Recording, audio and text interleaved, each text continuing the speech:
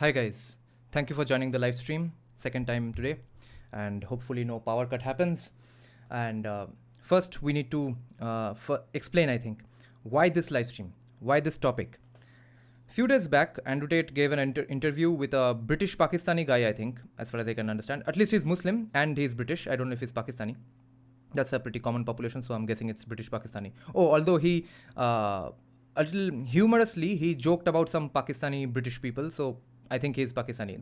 The tone told me he is Pakistani. That podcast is about business advice, CEO, business motivation, etc. He has spoken to Andrew Tate, Tristan Tate multiple times. Now, the most interesting part is two things in this conversation, which we are going to listen to, discuss, react. The second half, 2 hours onwards, everything Andrew Tate says here is basically almost verbatim what Dr. Ankit Shah is saying, predicting about the world, okay? And we won't start from the 2 hour point, 2 hour mark, but we will listen to it from the beginning only. We will probably skim through some portions if he's being repetitive. That is because in the first half, he says 3 interesting things. One is about how there are 2 kinds of laws in the world. One man-made, one just natural laws that people need to follow, which I would argue is dharma, Sanatan dharma, which you can't really escape from. Then he says life, society, time is cyclical. Then he says, what's the other funny thing he said? Yeah, karmic balance of life.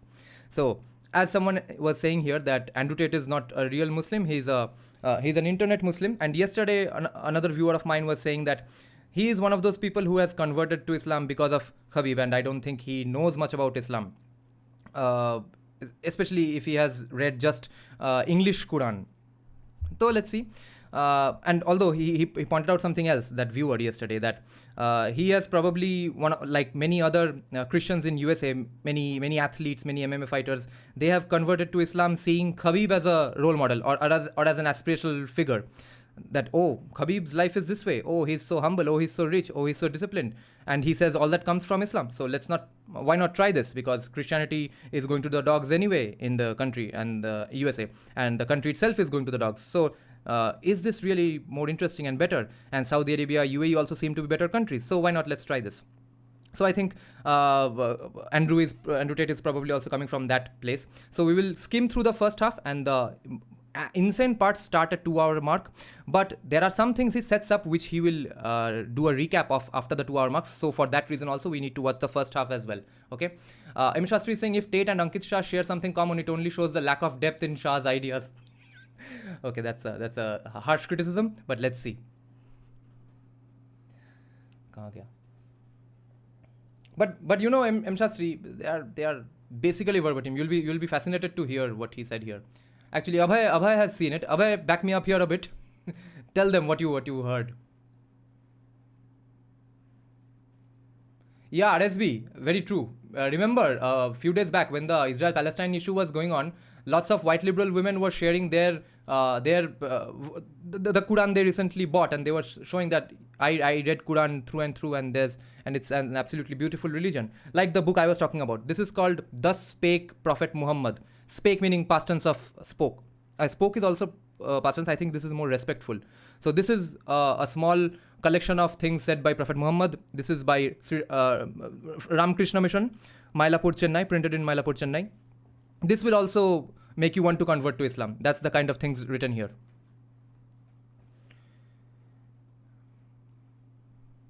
And we can't listen to this in 1.5x, etc., because he speaks really fast and without any stammering. That's one of his main qualities that I think every Hindu must aspire towards.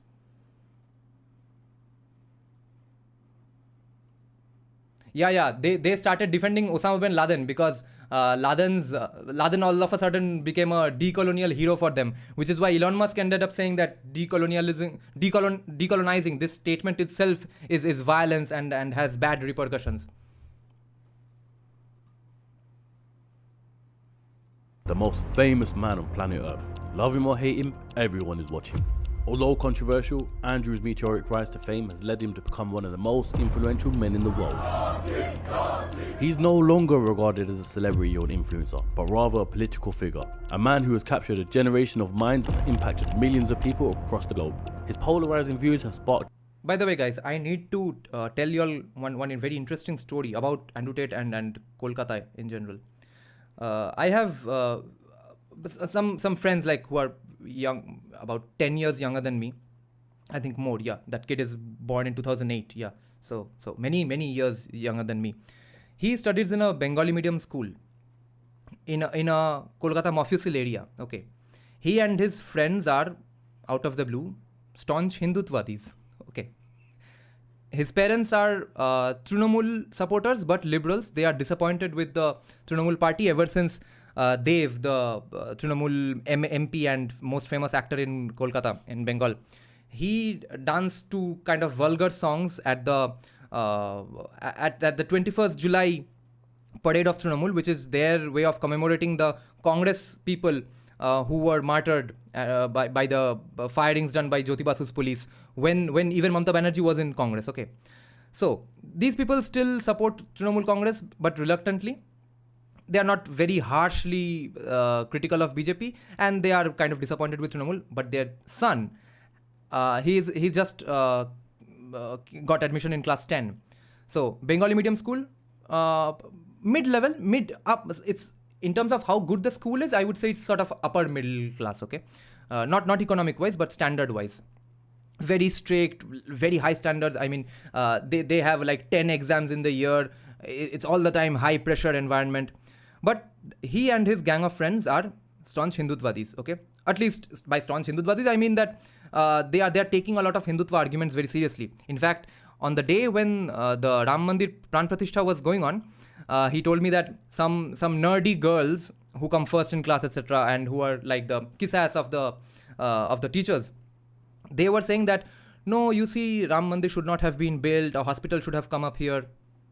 And so from that day onwards, that gang of friends, just whenever they see that girl or those girls and boys who were saying that Ram Mandir should not have come up, they just pass by and say Jai Shri Ram. And so I told him that, yes, remember, but do be polite, don't get into trouble, don't get your head chopped off, all those things. Now, the other thing is, they are also huge fans of Andrew Tate. Now, I would like to point out that Andrew Tate is basically a poor man's Jordan Peterson, and basically who does not have that kind of strong English vocabulary as Jordan Peterson. Jordan Peterson is going to be hard to understand by anyone who did not study in a very, very high focus on English medium, English education. Unless you come from that kind of a school, you will probably have a tough time understanding Jordan Peterson. But the values are same. Hard work, duty.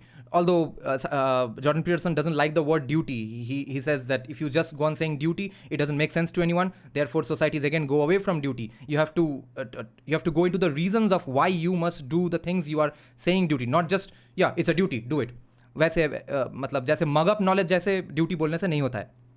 And etc. That health is important, be responsible, those kinds of motivational things. Andrew Tate, I think, is a much more coherent, easier to understand version of that. And he has a good physique, he's roaming around with good cars, etc. So, insanely, in a Bengal Mofussil, okay, Andrew Tate is famous among class 10 children of Bengali medium school, okay. And they are Hindutvatis. So you see, there is an intangible alliance going on here. Something we can't really put our fingers on, but there is something going on here. And I think we should use it to our benefit. M. Shastri is saying everyone is a keen observer, but there is a huge bridge to cross from an observer to someone who proposes state policies. Why are we even watching this man? He's a criminal. Okay. Even I find hard to understand Jordan Peterson. Canadian Tharur in terms of vocabulary. His main strength is being a keen observer, analyst, and very quick understanding. Okay, your observations might only be limited to your perspective. Yeah, Andrew has some good points if he can inspire people to work hard. Right. Okay, now let's see. Debates worldwide, the man that is largely misunderstood. I wanted to take this opportunity to discover the real Andrew Tate. In December of 2022, I was scheduled to meet Andrew in Dubai for our second interview. On that same, in March of 2023, me out to Romania, where he remains within house arrest due to a lack of evidence. Fast forward to now, he invited me out to Romania, where he remains within the confines of the legal system. With armed guards at his side, me and Andrew met at a secret location just outside of Bucharest. In this 3-hour interview, Andrew shared some of the most controversial opinions today. They just fucking make it up! Women are the attack vector. How do you avoid this attack vector? Well, be gay. The real reason behind his arrest? I was accused, obviously, of the complete garbage charge of human trafficking via the Loverboy method. And what they're saying is... And revealed some shocking confessions never disclosed to the world before. It's a good question you asked me. I probably shouldn't say this stuff. I'm supposed to say it.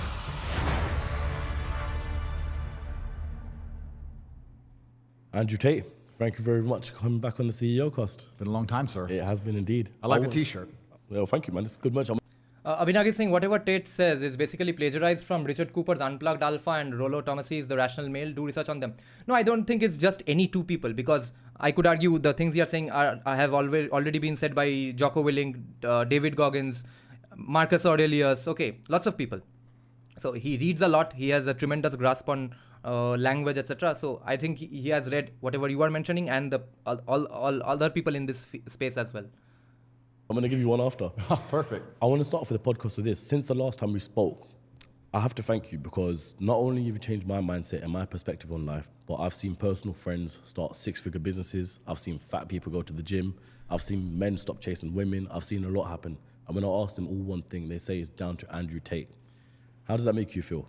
Yeah, that's amazing news. And it's good to know that I'm having such a positive impact on the world. It's also interesting because it's living the juxtaposition of the mainstream media and the government, especially in the UK, trying to ban me and convince the world that I'm the devil and that I'm evil. And at the same time, everyone's saying I'm doing such good things. And it's certainly highlighted to me exactly how the mainstream establishment works and how scared they are of making men and people motivated in general. Because when you're a motivated individual, you pay attention to the things around you and you're not laying down ready to accept the slave programming. It happened the other day. I think it was yesterday. Some idiot from Leeds, I think, with a gun intended on shooting up a mall or something ridiculous. And the mainstream news article was Andrew Tate fan intends on... I've never even met this guy. They manipulate it in a way where it's down to you, sort of thing. Well, of course, they're going to say anyone who does anything bad who follows me on Twitter is an Andrew Tate fan. 8.8 million people follow me on Twitter. I'm sure if someone crashes their car, they're not going to say Taylor Swift fan crashed her car. Yeah, no, they don't care, yeah. right? You could be listening to Taylor Swift driving your car as you plow into a tree, and they're not going to mention it. But it's crazy how the whole establishment works, and I know my message is good, and I know that I'm helping people. But the scary thing is when you go deeper down the rabbit hole, you understand that that's why they dislike me. Yeah, they definitely. dislike me because I help people. Yeah. They dislike me because I motivate people. They want to enslave people at the end of the day. Of course. We're going to get all to this later on in the podcast. But rather than making this a part 2, I want to make this almost a continuation from the last podcast. Okay. So if you remember at the end... Yeah, what Andrew Tate said about Hinduism is something he said about each and every other religion as well in the world except Islam, even before converting to Islam. End of the podcast last time, I gave you a Quran. Yeah. Now this is very interesting because at the time you wasn't Muslim then. Yeah, that's right. And now, alhamdulillah, you are. Yeah. So first off, I want to say welcome to Islam. Thank you. And secondly, what I want to say is, I know you've said a few times that you don't want to discuss Islam too much on podcasts. Yeah. And I completely understand that, because at the end of the day, it's nothing to be ashamed of, because we're all sinners. Yeah. And nothing can get anyone anything perfectly said. Absolutely. And even me being a born Muslim, and I'd like to say I have a vast amount of knowledge on Islam, regardless of what I say, there's still going to be people out there who comment back on what I say, because people have different schools of thought, etc.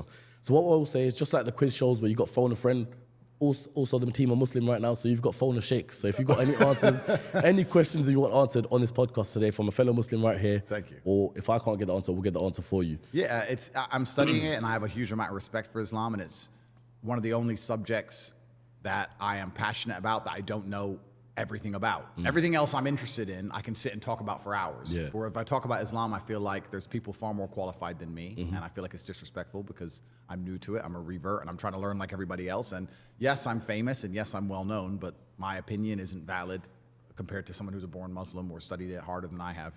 So, Everyone's opinions are valid. of course, but I don't consider myself qualified. Yeah, fair enough. But how would you say it's shaped your life and your mentality? You know the best thing about Islam? The best thing about Islam is how simple it is, because there's wrong and right. No, in terms of his criticisms, for the very specific reason that he said Islam is great and Sikhism is great, on that I would say that what do you think is better? Becoming Andrew Tate or having the training he does, or saying that we need to awaken Kshatriya spirit in a hypothetical realm? It's a simple religion. Well, it's wrong and right. I mean, you look at other religions and it's also subjective now. Yeah. And that's why I've said many times on different podcasts that it's the last true religion. If you don't have a strong barrier. If you don't have a yes and a no, you don't have a religion. If you tolerate everything, you stand for nothing. And if you believe in God and you say, I believe in God, but I'm not a Muslim, I'm going to say, okay, that's fine. You're a Christian. What is Christianity anymore? Right. What does it mean? Now, listen to his critique of Christianity in USA. This is very important. This is where it gets important. And where do we draw the line between tolerance and intolerance? What kind of tolerance is good? What kind of acceptance is good? What kind of intolerance is good? And where is the slippery slope of intolerance? Now we get to those discussions, okay? I get it. We all hate Andrew Tate here. I don't entirely. Now let's start having a debate about this particular issue. You can go to a Christian country, and America, let's take, for example, and you'll get in more trouble for insulting George Floyd than you will for insulting Jesus Christ. Yeah, for sure. You can walk down walk down the street with a T-shirt saying Jesus is gay. Girls barely go to church. If they do, who knows what they were doing the night before? None of it means anything. And then right. This is where Andrew Tate's agreement with Hindu trads and of course anti-beef eating trads come in. That there is a very specific red line. There is a qualification that everything and anything doesn't make you Hindu. Go and find a Christian that says, what do we do about it? Let's say even if beef eating is an unacceptable thing, where is the acceptance or unacceptance going to come from? That is my question to anyone who says it is unacceptable. How are you going to enforce it? Is it a legal thing? Do you go to jail for eating beef? Or do you hope that some people with awakened Kshatriya spirit take it up, even though it's not you because you probably have a cushy job? Or do you think just say you are not Hindu, I don't take you seriously? You just eliminate that person from your life. Where is the unacceptance going to come into effect? this trans person has changed gender. What do you think about that? Christians are so soft, they're going to go, well, I hope he finds redeem, and I hope he finds guidance. Haram, bro. Haram. No, you didn't. It's haram. And I like that it's yes and no. And what's the point in a religion if you're too afraid to say what you believe in, or afraid to stick up for it, or afraid to defend it? Then what's the point in any of it? So I feel like it's the last true religion. I feel like it's the last. Yeah, what would mean here in this current scenario excommunicate? Kick them out of the country? Last religion on the planet. And it's kind of interesting because M. Shastri, your first comment is that his opinions on Hinduism, that I don't care about. Everyone thinks that anyway. Most Hindus think that, Hindutva people think that, commie Hindus think that, everyone thinks that Hindus are too disunited and weak. So, wo to hai. Your second comment is more interesting, that it's extremely rude to give him that level of importance with regard to Hinduism.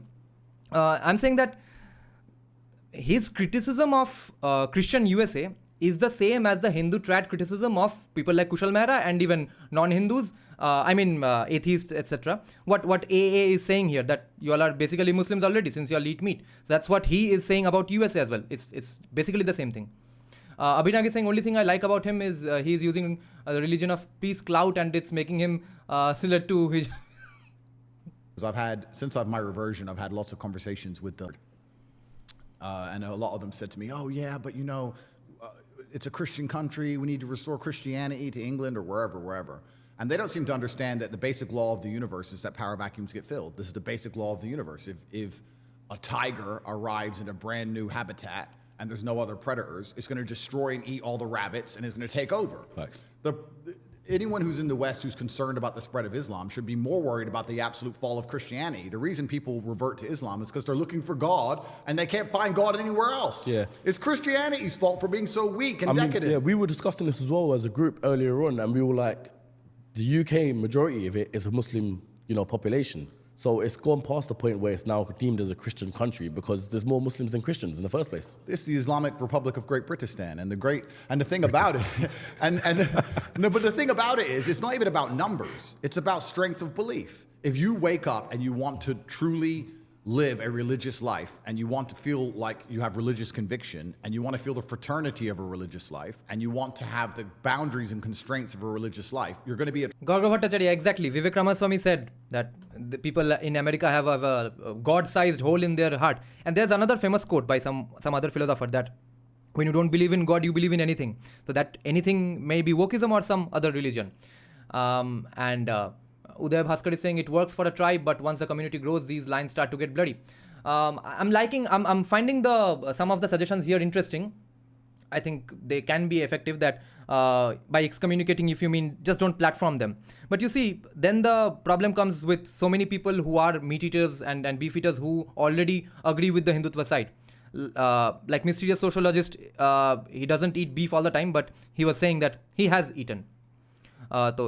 Eaten to even I have when long before. I have eaten beef 2 days, twice in my life. When I was a far left commie, then I turned vegan in 2015. But, and especially meat eaters. There are so many Hindu meat eaters, Hindutvadi meat eaters.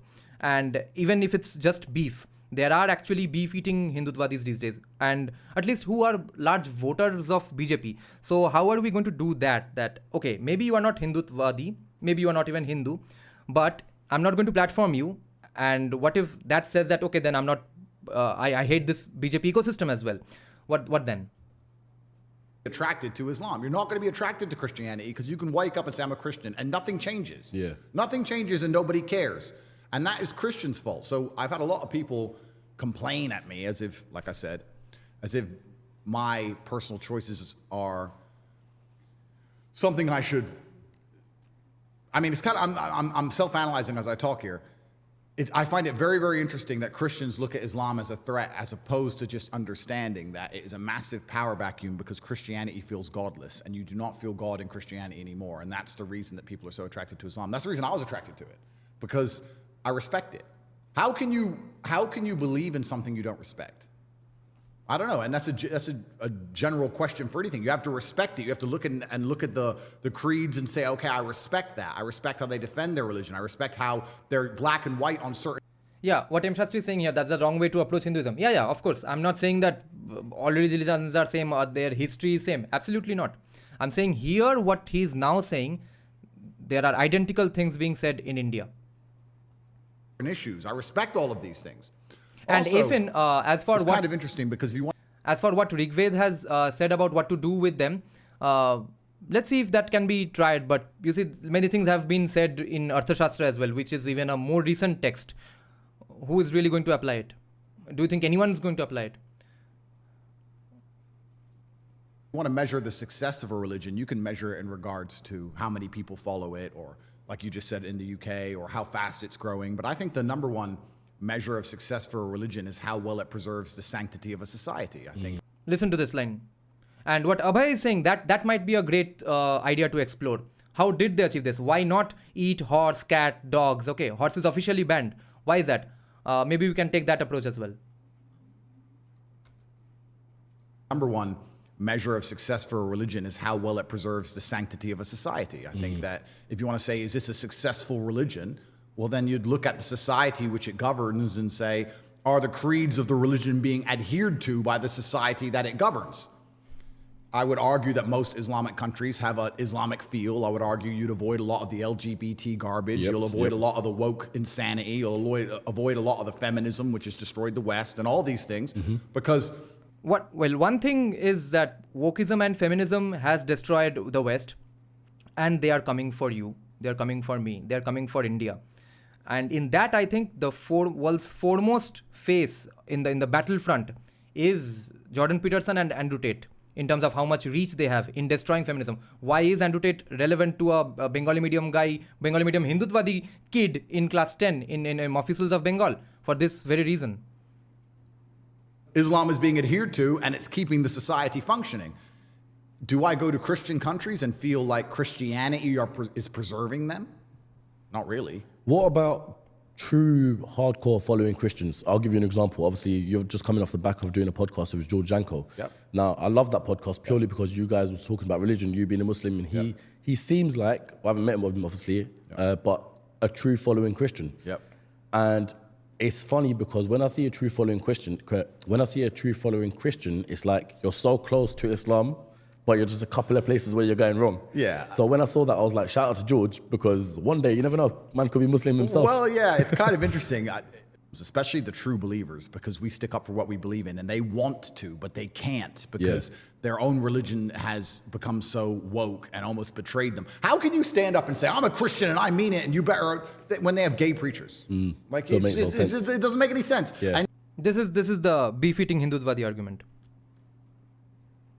Your fellow Christians will turn on you and call you a bigot. Your fellow Christians will call you a bigot and call you hateful for saying that a man shouldn't chop his dick off. And then you're going to sit there and say I'm a true Christian. Yeah, it doesn't work. So all the Christians I speak to who truly believe, and I've spoken to a lot of them, they are very envious of Islam. And then I'm like, well, then what's the delay? But they feel like an affinity to Christianity because they were raised with Christianity or they're born Christian. Yeah, and tell me here, aren't you, a lot of you also envious of Islam? That's basically the first 2 pages of Annihilation of Caste by Ambedkar. Why aren't you as united as Muslims? Okay, then Abhinag is saying, other than that, he is not really a bright bulb. If he was, then he would not have got caught in the first place. Yeah, probably. But some people are too big to fail. Some people are too big to not get caught, like even Trump. Not in the first place. None of his ideas are of his own, so it's not worth giving him so much importance. How original do you want an idea to be? Everyone can't be Savarkar. So Andrew Tate is definitely building upon years of Western masculinity, prototypes, stereotypes, stoicism, Jordan Peterson, Jocko Willink, all these people. But he's the most coherent and easy to understand, that's all. And sets a very nice, easy to grasp, very attractive example in front of you. And perhaps they see Islam as a Middle Eastern religion, which is kind of interesting because Christianity is a Middle Eastern religion. Yeah. They're from the same place. Yeah, they all spiral they stem from the same country as the Middle East. I read somewhere that only 18% of Muslims are even Arab. I think the largest, there's obviously a huge black. What Kashyap is asking here, that's not even a conspiracy theory. Of course he's getting Islamic help from all over the world. They think he's his brother. He's setting a good example for people all around the world. I think Khabib might have sent him a few $100 million himself. So, like he said, the first time he went to jail, he and Tristan both are in jail. Tristan is saying that, wow, you are getting so many messages from Muslims all over the world saying, brother, we are with you, nothing will happen, you'll be safe, Allah will take care of you, come out soon, we'll meet you. And Tristan is not getting any messages from any Christians. Purport and Indonesia is a massively Islamic country. Malaysia. I think Islam just crossed over 3.5 billion Muslims globally. Wow. That's more than half. Here to learn. I don't have a problem with counting beef as a red line.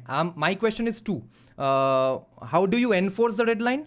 And 2 is, what do you do with the people who agree with you 99% on everything else, maybe because of atheist reasons, but eat beef?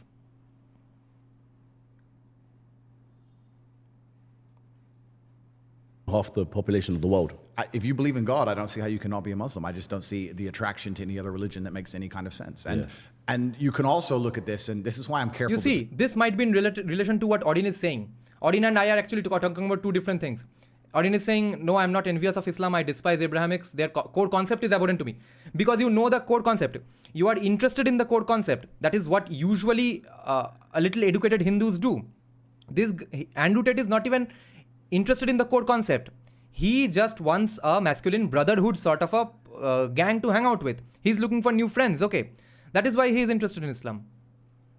Discuss this subject because I don't want to get in trouble with people who know more than me, but you can also look at this from the ideological and the theologian standpoint in regards to what happens after we die and superpowers and Allah and Muhammad, peace be upon him, and all these things that we don't quite understand. But you can also discuss it right here on earth with what you see, like I said about preserving the sanctity of a society. So you sit and say, okay, well, if you're Christian, how is Christianity saving your children from the oncoming enslavement? How is your Christianity saving your children from the slave mind programming? How is Christianity protecting you? How is Christianity helping your neighbors? How is Christianity preserving anything? Whereas Islam is kind of interesting because someone else said this who was smarter than I, and I can't remember where I heard it from. But they said, whenever you see a post-apocalyptic Christian society in a movie, it's just the purge and everyone's out to kill each other. When the meteors hit or whatever and America's under attack, there's snipers on the roof and everyone's trying to get food and everyone's struggling. Whereas if you look at a post-apocalyptic Islamic society, which exists right now, they're on the earth right now, they function and people still love each other. And it's the belief in God that keeps them together. I mean, there's no legal system in Gaza that's stopping people from committing crime. It's God, and it's God alone. Okay, the nationalists, that account has brought up a very good point here, that ideologies are dangerous. I don't know if you meant it exactly that way, but The thing called ideology, that itself is dangerous, okay? I'll tell you why. This is why I'm learning so many great things from this book by Professor Kaushik Gangopadhyay in The Majoritarian Myth, that he's making a difference between experiential identities and theoretical identities, theory-based identities. What is a theory-based identity? An identity based on an ideology, okay, where your surroundings change, you come from Middle East to a lush green field in West Bengal, but your theory is what you are going to follow, what you created when you were living in Saudi Arabia. That is a theory-based identity. Whereas experiential identity is that, okay, my surroundings have changed, the empirical data around me has changed, and why shouldn't I change my life according to that? That is the Hindu identity according to Professor Kaushik Gangopadhyay. Now, building on top of that, I could argue that, therefore, at the moment, Hindus will or will have to gain many characteristics from many other religions, because that is what your experience is telling you. That is the feedback you are getting from your surroundings now. Your experience, your experiential identity right now is giving you the experience that you are under threat, you are under patharbazi, you can't go to certain alleys, you can't celebrate Ram Navami in certain areas. That is your experience. Then what is your experiential identity going to be? Interestingly, therefore, you see, Mahatma Gandhi is more of an Abrahamic in that sense versus Savarkar. Savarkar is saying, my experience right now is that you are Muslim, therefore I am Hindu, otherwise I am a Vishwamanav. Gandhi is saying, no. No matter what happens around me, I am believing that weird misrepresentation of ahimsa that I read somewhere. That is an LTSE, linear theory of social evolution. And then you sit and say, okay, well, the strength of that religion, even in the harshest possible conditions, can preserve to a degree the sanctity of society and human nature. I don't think a Christian country could do that. If you put a Christian country under the level of destruction Gaza is currently going through, I don't think people would sit and say, well, Jesus says I shouldn't steal. In fact, if you look at what happens during natural disasters in America, it's the absolute opposite. It's just looting and chaos. What is a Christian country anymore? I don't know. What is a Christian country? A guy in America recently just got charged for a hate crime for taking down a statue of the devil that they had erected in a church. I'm mind blown. Like, Statue of a devil in a church. They put a statue of the devil in a church. That one makes sense. He walked in there and ripped it down, and he's being charged with a hate crime. Yeah. So I feel like if I want to get conspiratorial, which of course is unlike me, but if I want to, I feel like I'm all for it, so bring it. Well, God is the final barrier. The final barrier to the slave programming is always going to be God, because there's a firm right and there's a firm wrong. They're going to come along. Do you disagree here? Okay, Abhinag is saying, I think him and Bollywood item girl Sana Khan, who now wears hijab and gives lecture on modesty, both have peaceful deen for the personal clout. I don't know. I think probably, yeah. Largely, yes, but in two different ways. Here to learn is saying what to do. Tell them why eating cow is red line. Yeah, that I'm in favor of. Whenever next time a mysterious sociologist comes, I think we can talk about this and you all can present your arguments. I'm very bad at this particular argument. I for some reason I'm out of words on this one, because I don't eat meat anyway. So, and that's because of animal cruelty reasons. So I can't even tell someone that no, see, my health benefits are great, so do it.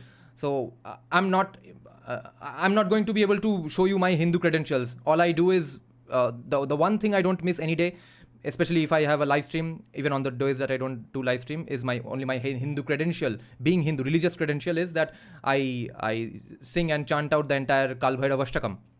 But other than that, even if that's not necessary to prove my Hindu credentials, how am I going to argue with, let's say, a person like mysterious sociologist?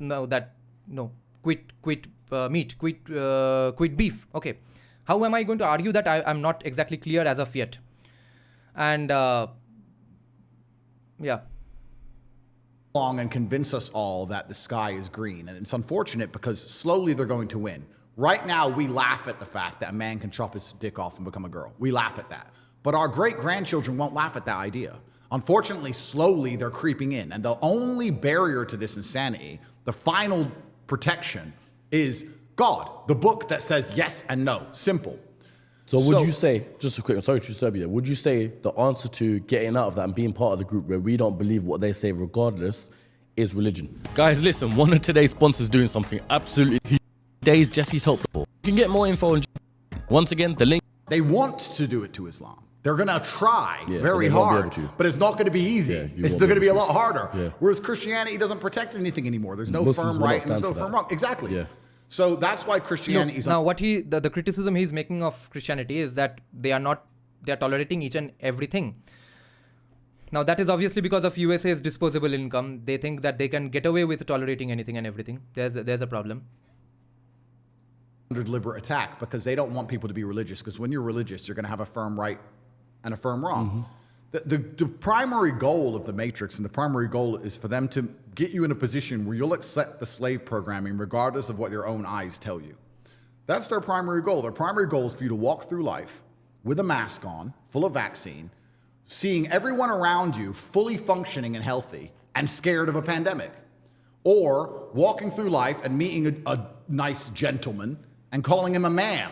That's what they want. They want you to ignore your eyes.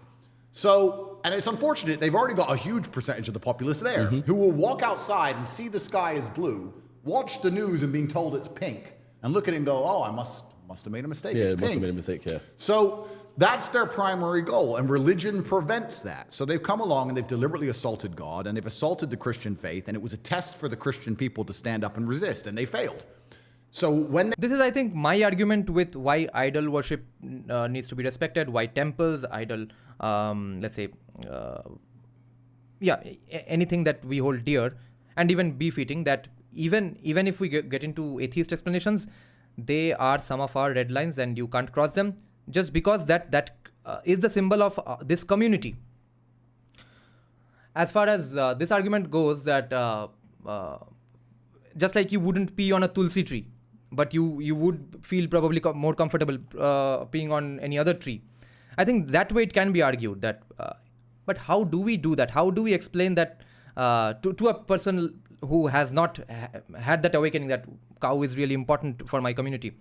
I think I don't see any other solution other than going on conversations and debating if necessary, and telling them the history of cow slaughter and how our ancestors died to protect cow slaughter first and foremost. they complain now about Islam conquering Western nations, I say, well, you failed. You failed. It's now a power vacuum. Power vacuums get filled. And anybody with a true heart and true conviction who truly wants to respect God is going to be attracted to the Islamic faith because you have failed. I don't want, bro, if you're going to go to war, which I just described, because war is nothing other than controlling of ideas. That's all war is. The reason we send tanks to some random field and blow things apart is to gain influence over a geographical area so we can Gain control, power there, yeah. to control the ideas of that area. So I just described a war to you. It's a spiritual war, but it is a genuine war. If I'm going to go to war against Satanists who are going to try and poison my children and enslave me, who do I want on my team? Think about it. You're about to go into a bar fight. You want to roll with the G's or you want to roll with a bunch of pussies? It's a war. And if every time I say to Christians, bro, look what they're doing to Christianity, and their answer is, yeah, I pray for them. Bro, no. Haram. Haram. It's Haram. interesting. It's interesting because speaking about it now, everything you just said there is pretty much written in the Quran that there's going to be a war coming against the Muslims versus the rest, in a sense of, well, they're going to try and take everyone away from Islam and try and do that, but obviously the true Islams are going to stay there. Now, it's interesting because with recent technologies, what I've heard in Islam is that the way they try to do it is they want to combine technology with human to create the same power as God. Yeah. Right? Now, I look at things like, this might be a conspiracy once again, but the new Apple Vision Pro that's just come out. Yeah.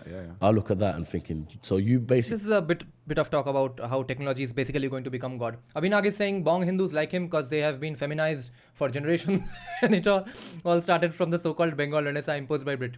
Yeah, okay. So I guess I'm also feminized. want everyone to wear headsets out and about around the whole world and just live. That's fully living in the Matrix. In the Matrix, bro. Yeah, it's scary. And like I said... Yes, Odin, what Odin is saying here, his explanation of war is absolutely only and only Abrahamic. That's absolutely not what is how war has been justified in Arthashastra. Nina is saying, need more debates on this because beef eating is a really strong line that has historically defined who is Hindu. All these beef eaters today did not eat beef thinking Hinduism sanctions it. War is not about controlling idea. Controlling idea is the most important strategy of war.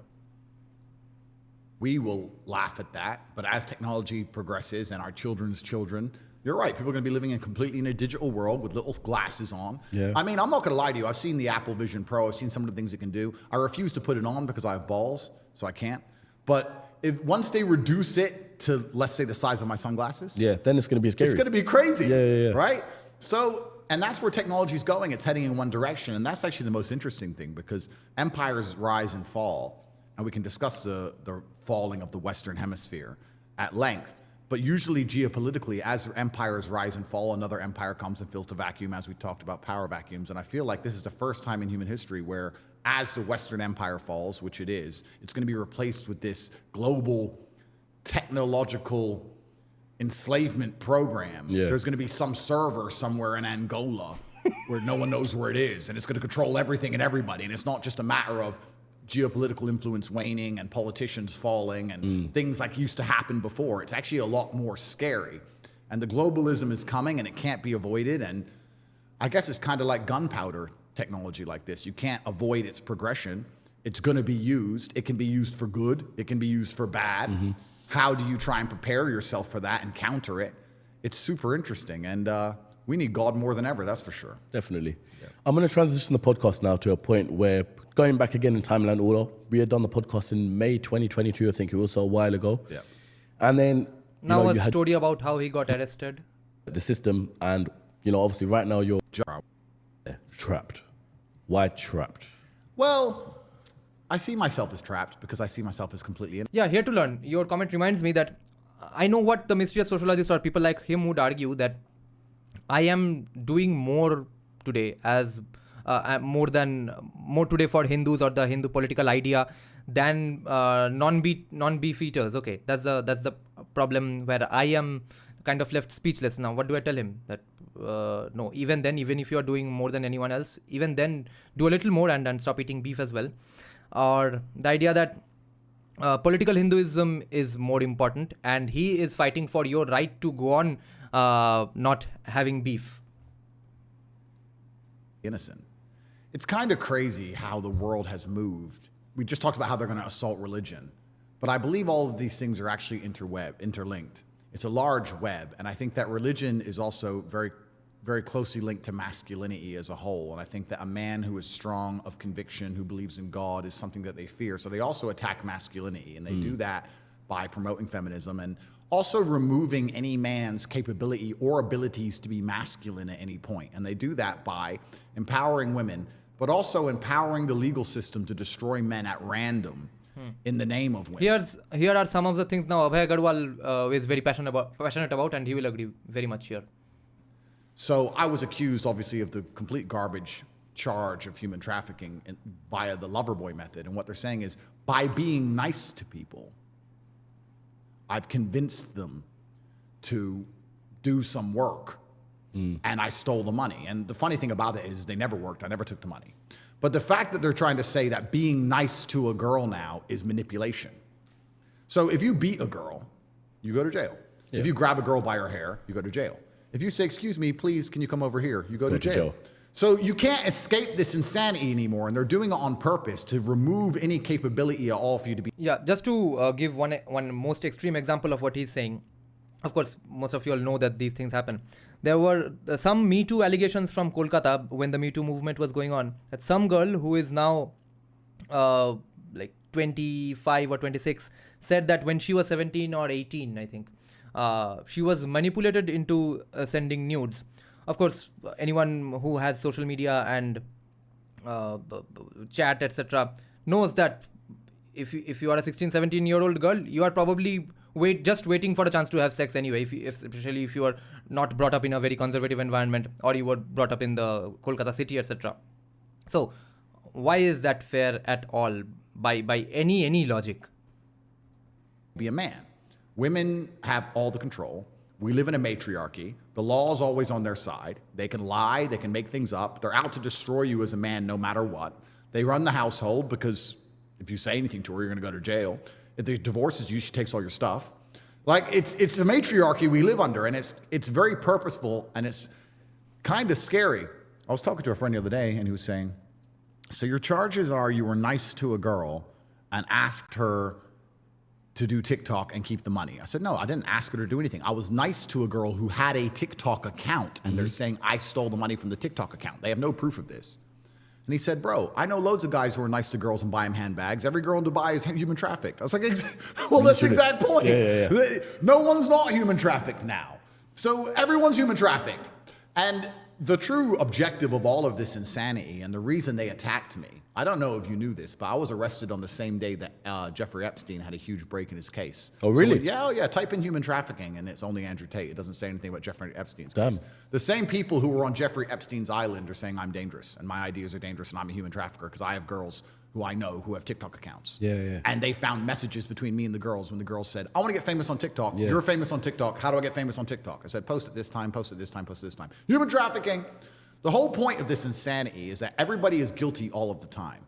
And I don't think most people at home watching this understand if you are a red-blooded male in the world today, you are guilty of crimes. And if they come and they get your phone and they look through it, you are guilty. The time you said to your wife, I'll be home soon, is dinner ready, is controlling behavior. The time you sold your phone without paying taxes. The time...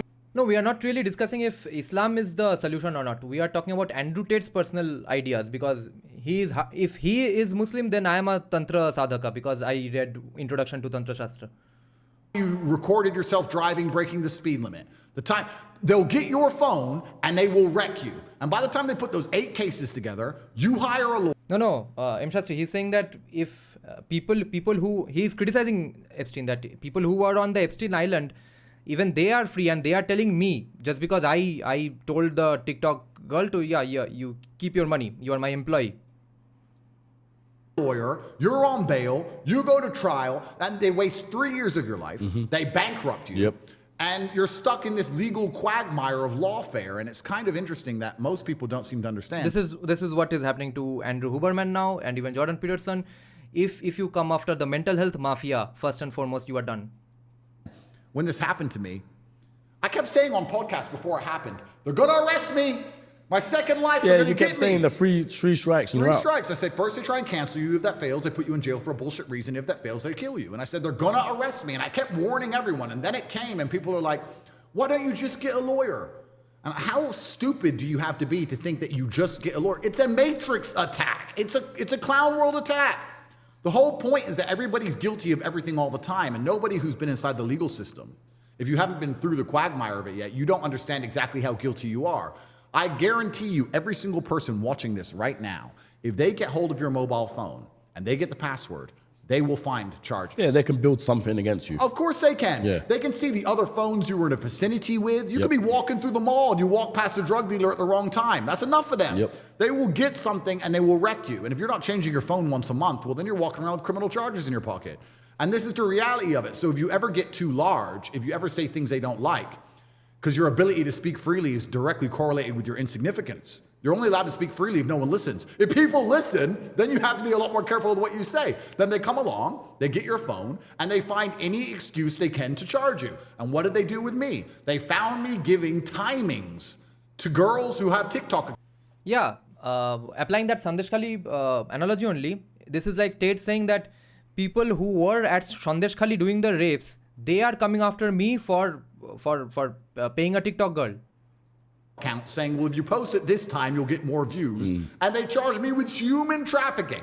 The people who are on Epstein's island then used a media machine. The people who are on Epstein's island used a media machine. It literally I'm gonna say happened. that 3 times. It happened recently as well with Epstein's Island thing. There was a whole thing that came out about it, and I can't remember what it was, the article that they covered it up with. But literally, anything just gets swiped under the rug. The people who were on Epstein's island used the media machine to convince everyone at home that I'm a human trafficker because I said what time to post on TikTok to some friends who said they were not human trafficked. The girls themselves are saying we're not human trafficked. This is insane. Let him go.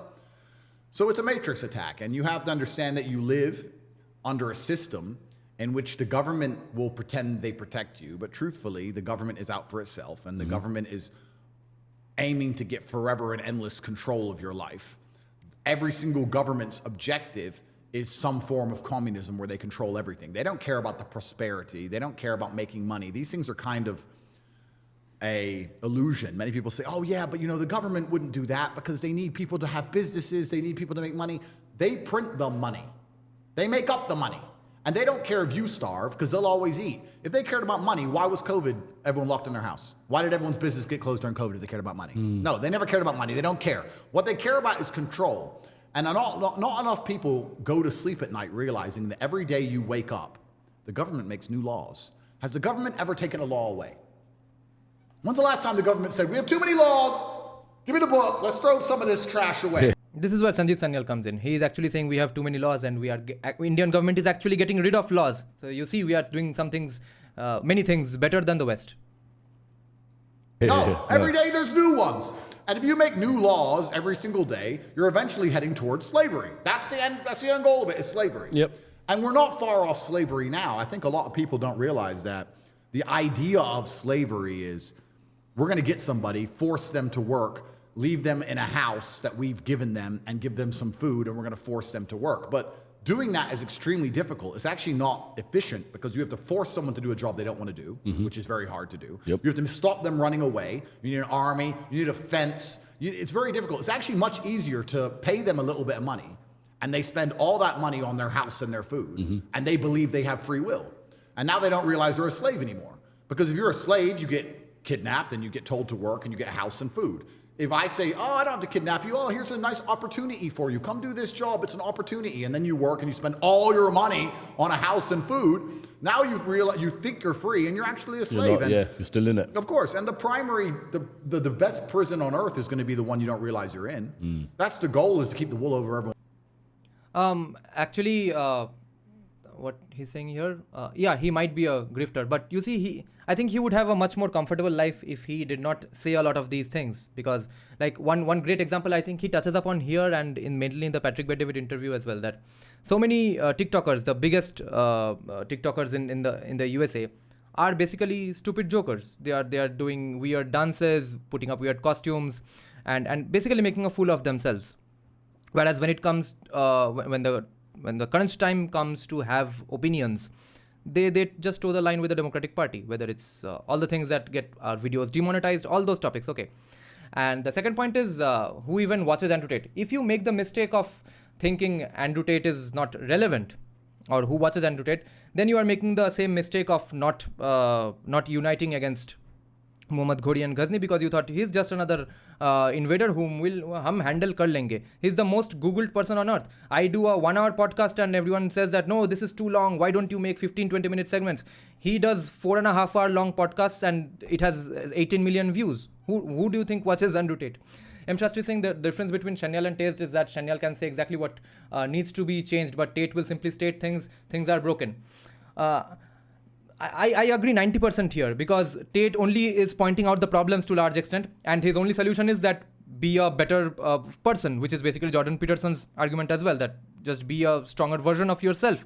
And that way, maybe you will be able to stand up against this society that is coming for you. That's all.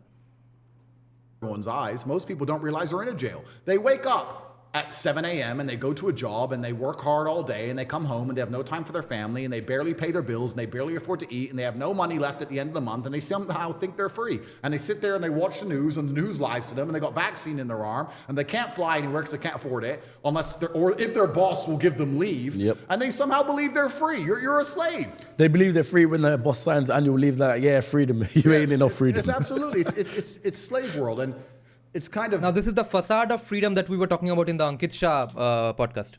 It's kind of crazy because even when I was in jail, I was talking to Tristan and we were saying this. Most people on the outside are less free than us here in jail. Yeah.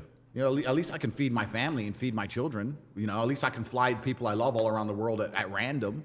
You know, it's kind of crazy. But all of these things that are done is to ensure that the controlling class and the elites have as much control over the populace as possible. That's the end goal of it all, and I don't think most people understand that. I'm interested to know, what was it like for you to be without your... Because obviously last time we done a podcast, you didn't reveal you had kids. Yeah. But now that you know, people know that you have kids and aware of it, what was it like for you to be without them for so long? Yeah. And have you ever been without them for so long on that scale before? No, never. But I'm lucky they're relatively young. If it's a mass voice that we need to have to encourage people towards Vedant, I don't think it's going to happen at the hands of anyone other than Rajamouli. because in terms of just speaking, no one has the kind of reach Andrew Tate does. Rajamouli has the kind of reach actually Andrew Tate does. Young. But I feel like jail is just part of life. It's kind of interesting. I don't know if there's a name for this theory. It might be called the high-low theory. I don't know if that's true. I might have just made that up off the top of my head. But people who are at the bottom rung of society and people who are at the absolute top rung of society live similar lives, and the people in the middle avoid certain things. I'll give you an example.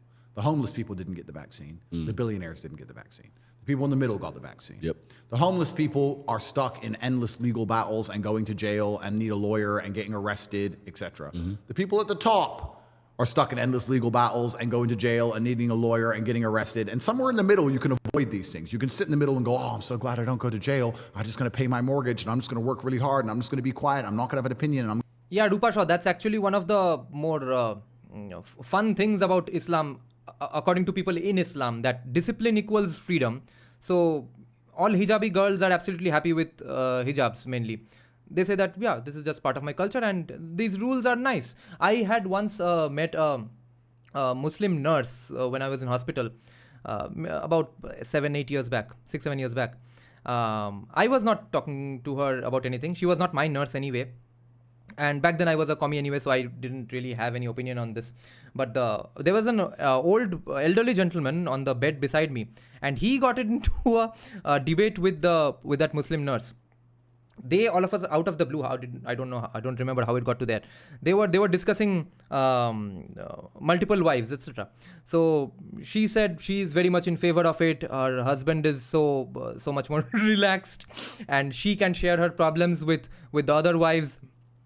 And then he said that elderly gentleman said that, but doesn't your husband even beat you up? He said, so what? If the wife has done some mistake, why shouldn't she get a punishment? So freedom has weird definitions. I'm going to listen to the BBC and I'm not going to post it on Facebook and I'm just going to sit there and be a good slave. But if you're on the top or the bottom, you're kind of stuck in the same scenarios. And if you get to a high echelon, the highest echelons of life, you're going to deal with this crap. You're going to go to jail. You're going to catch a case. If you make a bunch of money, you're going to catch a case. If you're at home right now and you're thinking, I want to become a millionaire, that's fine. But if you want to make 20, 30, 40 million dollars and you're from nothing, you're from a council estate like me, and you want to end up with, well, I have hundreds of millions of dollars, but let's say you want to make 30 mil. There is no way you're getting there without catching a case. The feds are going to jump on you. You're going to get tax evasion, money laundering. Some girl's going to want some money. You're going to end up in a jail cell. I guarantee it. Would you say, because in that case, it's not normal for someone to come from a council estate to make 30, 100 million? I think it's because there's the universal law of there's a law of the universe, and it's absolutely universal. And there's some laws which are man-made, and there's some laws which are dictated by God himself that you can't. What did he just say here? I think it's because there's the universal law of there's a law of the universe, and it's absolutely universal. And there's some laws which are man-made, and there's some laws which are dictated by God himself that you can't avoid. And there is no light without dark. There is no light without dark. You're not going to be able to go from a Luton council estate to paying yourself $2 or $3 million a week without catching a case. You're going to end up caught, whether I ran my mouth or not. I sit here and tell the truth because I believe it's my duty, and I believe the reason I have such a large platform is so that I can inspire people to resist the slavery of the matrix. But you're always going to do these things. So if anyone is at home is actually truly ambitious and understands and want to make a whole bunch of money, that's great. But you have to be prepared for the good and the bad. It's actually asinine and awfully childish for people to want an exceptional life and think that exceptionalism is only the positive. People say, I don't want a normal life. I want a great life. Okay, you don't want a normal life. Well, guess what's not normal? Private jets with your Bugatti being flown over to Dubai waiting for you, and Romanian dungeons. They're both not normal scenarios. Yeah, this is a good question. How will Islam protect people from jail? They won't they won't protect people from going to jail, but when you go to jail, you know there is a large brotherhood waiting outside, sending you support, etc., and probably paying your lawyer's fees. Now, the next question is interesting. Yeah, you're not discussing US elections nowadays. Any specific Rias? I don't know. It's probably some typo. I'm not discussing US elections because it's gotten so boring. It's probably going to get rigged. Donald Trump is probably not winning. I've lost interest in US elections. I've not lost interest in US socio-political scenarios, but the election itself is now boring. You can't have one without the other. Yeah. And if you truly want to be free or you want to feel like you're free, you're going to pay the price for that. So I think, like, especially as the world continues to spiral towards authoritarianism, especially as people begin to wake up and want to tell the truth, especially as they try to control all of us even harder with the economic mechanisms they have, if you're out here looking to make a bunch of money, you need to also prepare yourself for a case and prepare yourself for jail. So would you say it's impossible or very, very unlikely for someone to have the Bugatti private jet lifestyle and not have the other side of things where Romanian dungeon? Okay, well, let's talk about that. So you have to remove all the attack vectors. Let's say I wanted to get as rich as possible and I wanted to make sure no matter what, I didn't go to jail. Okay, that's fine. But then you're going to end up removing the joys of life because it's the joy of life that's the attack vector. It's actually funny. I said something the other day to my brother. I said, all the men I know just want to work. If you ask me what I want to do when I wake up, work. What am I doing on Sunday? Work. All I do is work. All the women I know just want to have fun. And fun is where the... But Israel, I think you need to remember that after all, it's a small homogeneous country. Okay, that has its own advantages, whether it's Norway with their social democracy, etc. The problems come. All the fun is the sin and the haramities and the garbage. Fun is danger, right? So it's the same. You have a nice Ferrari, you have a Bugatti, you want to drive it really fast, you're well known in your city, that's problems. You want to go out to the club and hang around with a bunch of girls, that's problems. Anything you do once you get rich, they're going to use against you. So you're saying, how do you get rich without ending up in trouble? Well, then what's the point in being rich if you're just going to sit in your house and behave? Like, what's the point in being rich if you're just going to sit in your house and lock the door and be scared of everything? True. If you're a rich person and you go out and you go to a nightclub or you go to a restaurant or you try and talk to a girl on Instagram, that's enough. That's a case. That's it. It's done. Yeah. That's done. You can do it when you're broke. When you're broke, you can go up to a chick and say, hey, you're beautiful. She'll say, go away. When you're rich and you go up and say, excuse me, you're beautiful, she says, go away. And then she realizes who you were and how rich you were, and she'll change her mind. And she'll message you. And then if you ignore her, she'll say you sexually assaulted her. And now you got a police case. That's the world now. So you can't avoid these. These are true. What Vaibhav is saying here, I'm very interested in that. He's saying Tate needs a good, intelligent host who pushes his logic to threshold limit.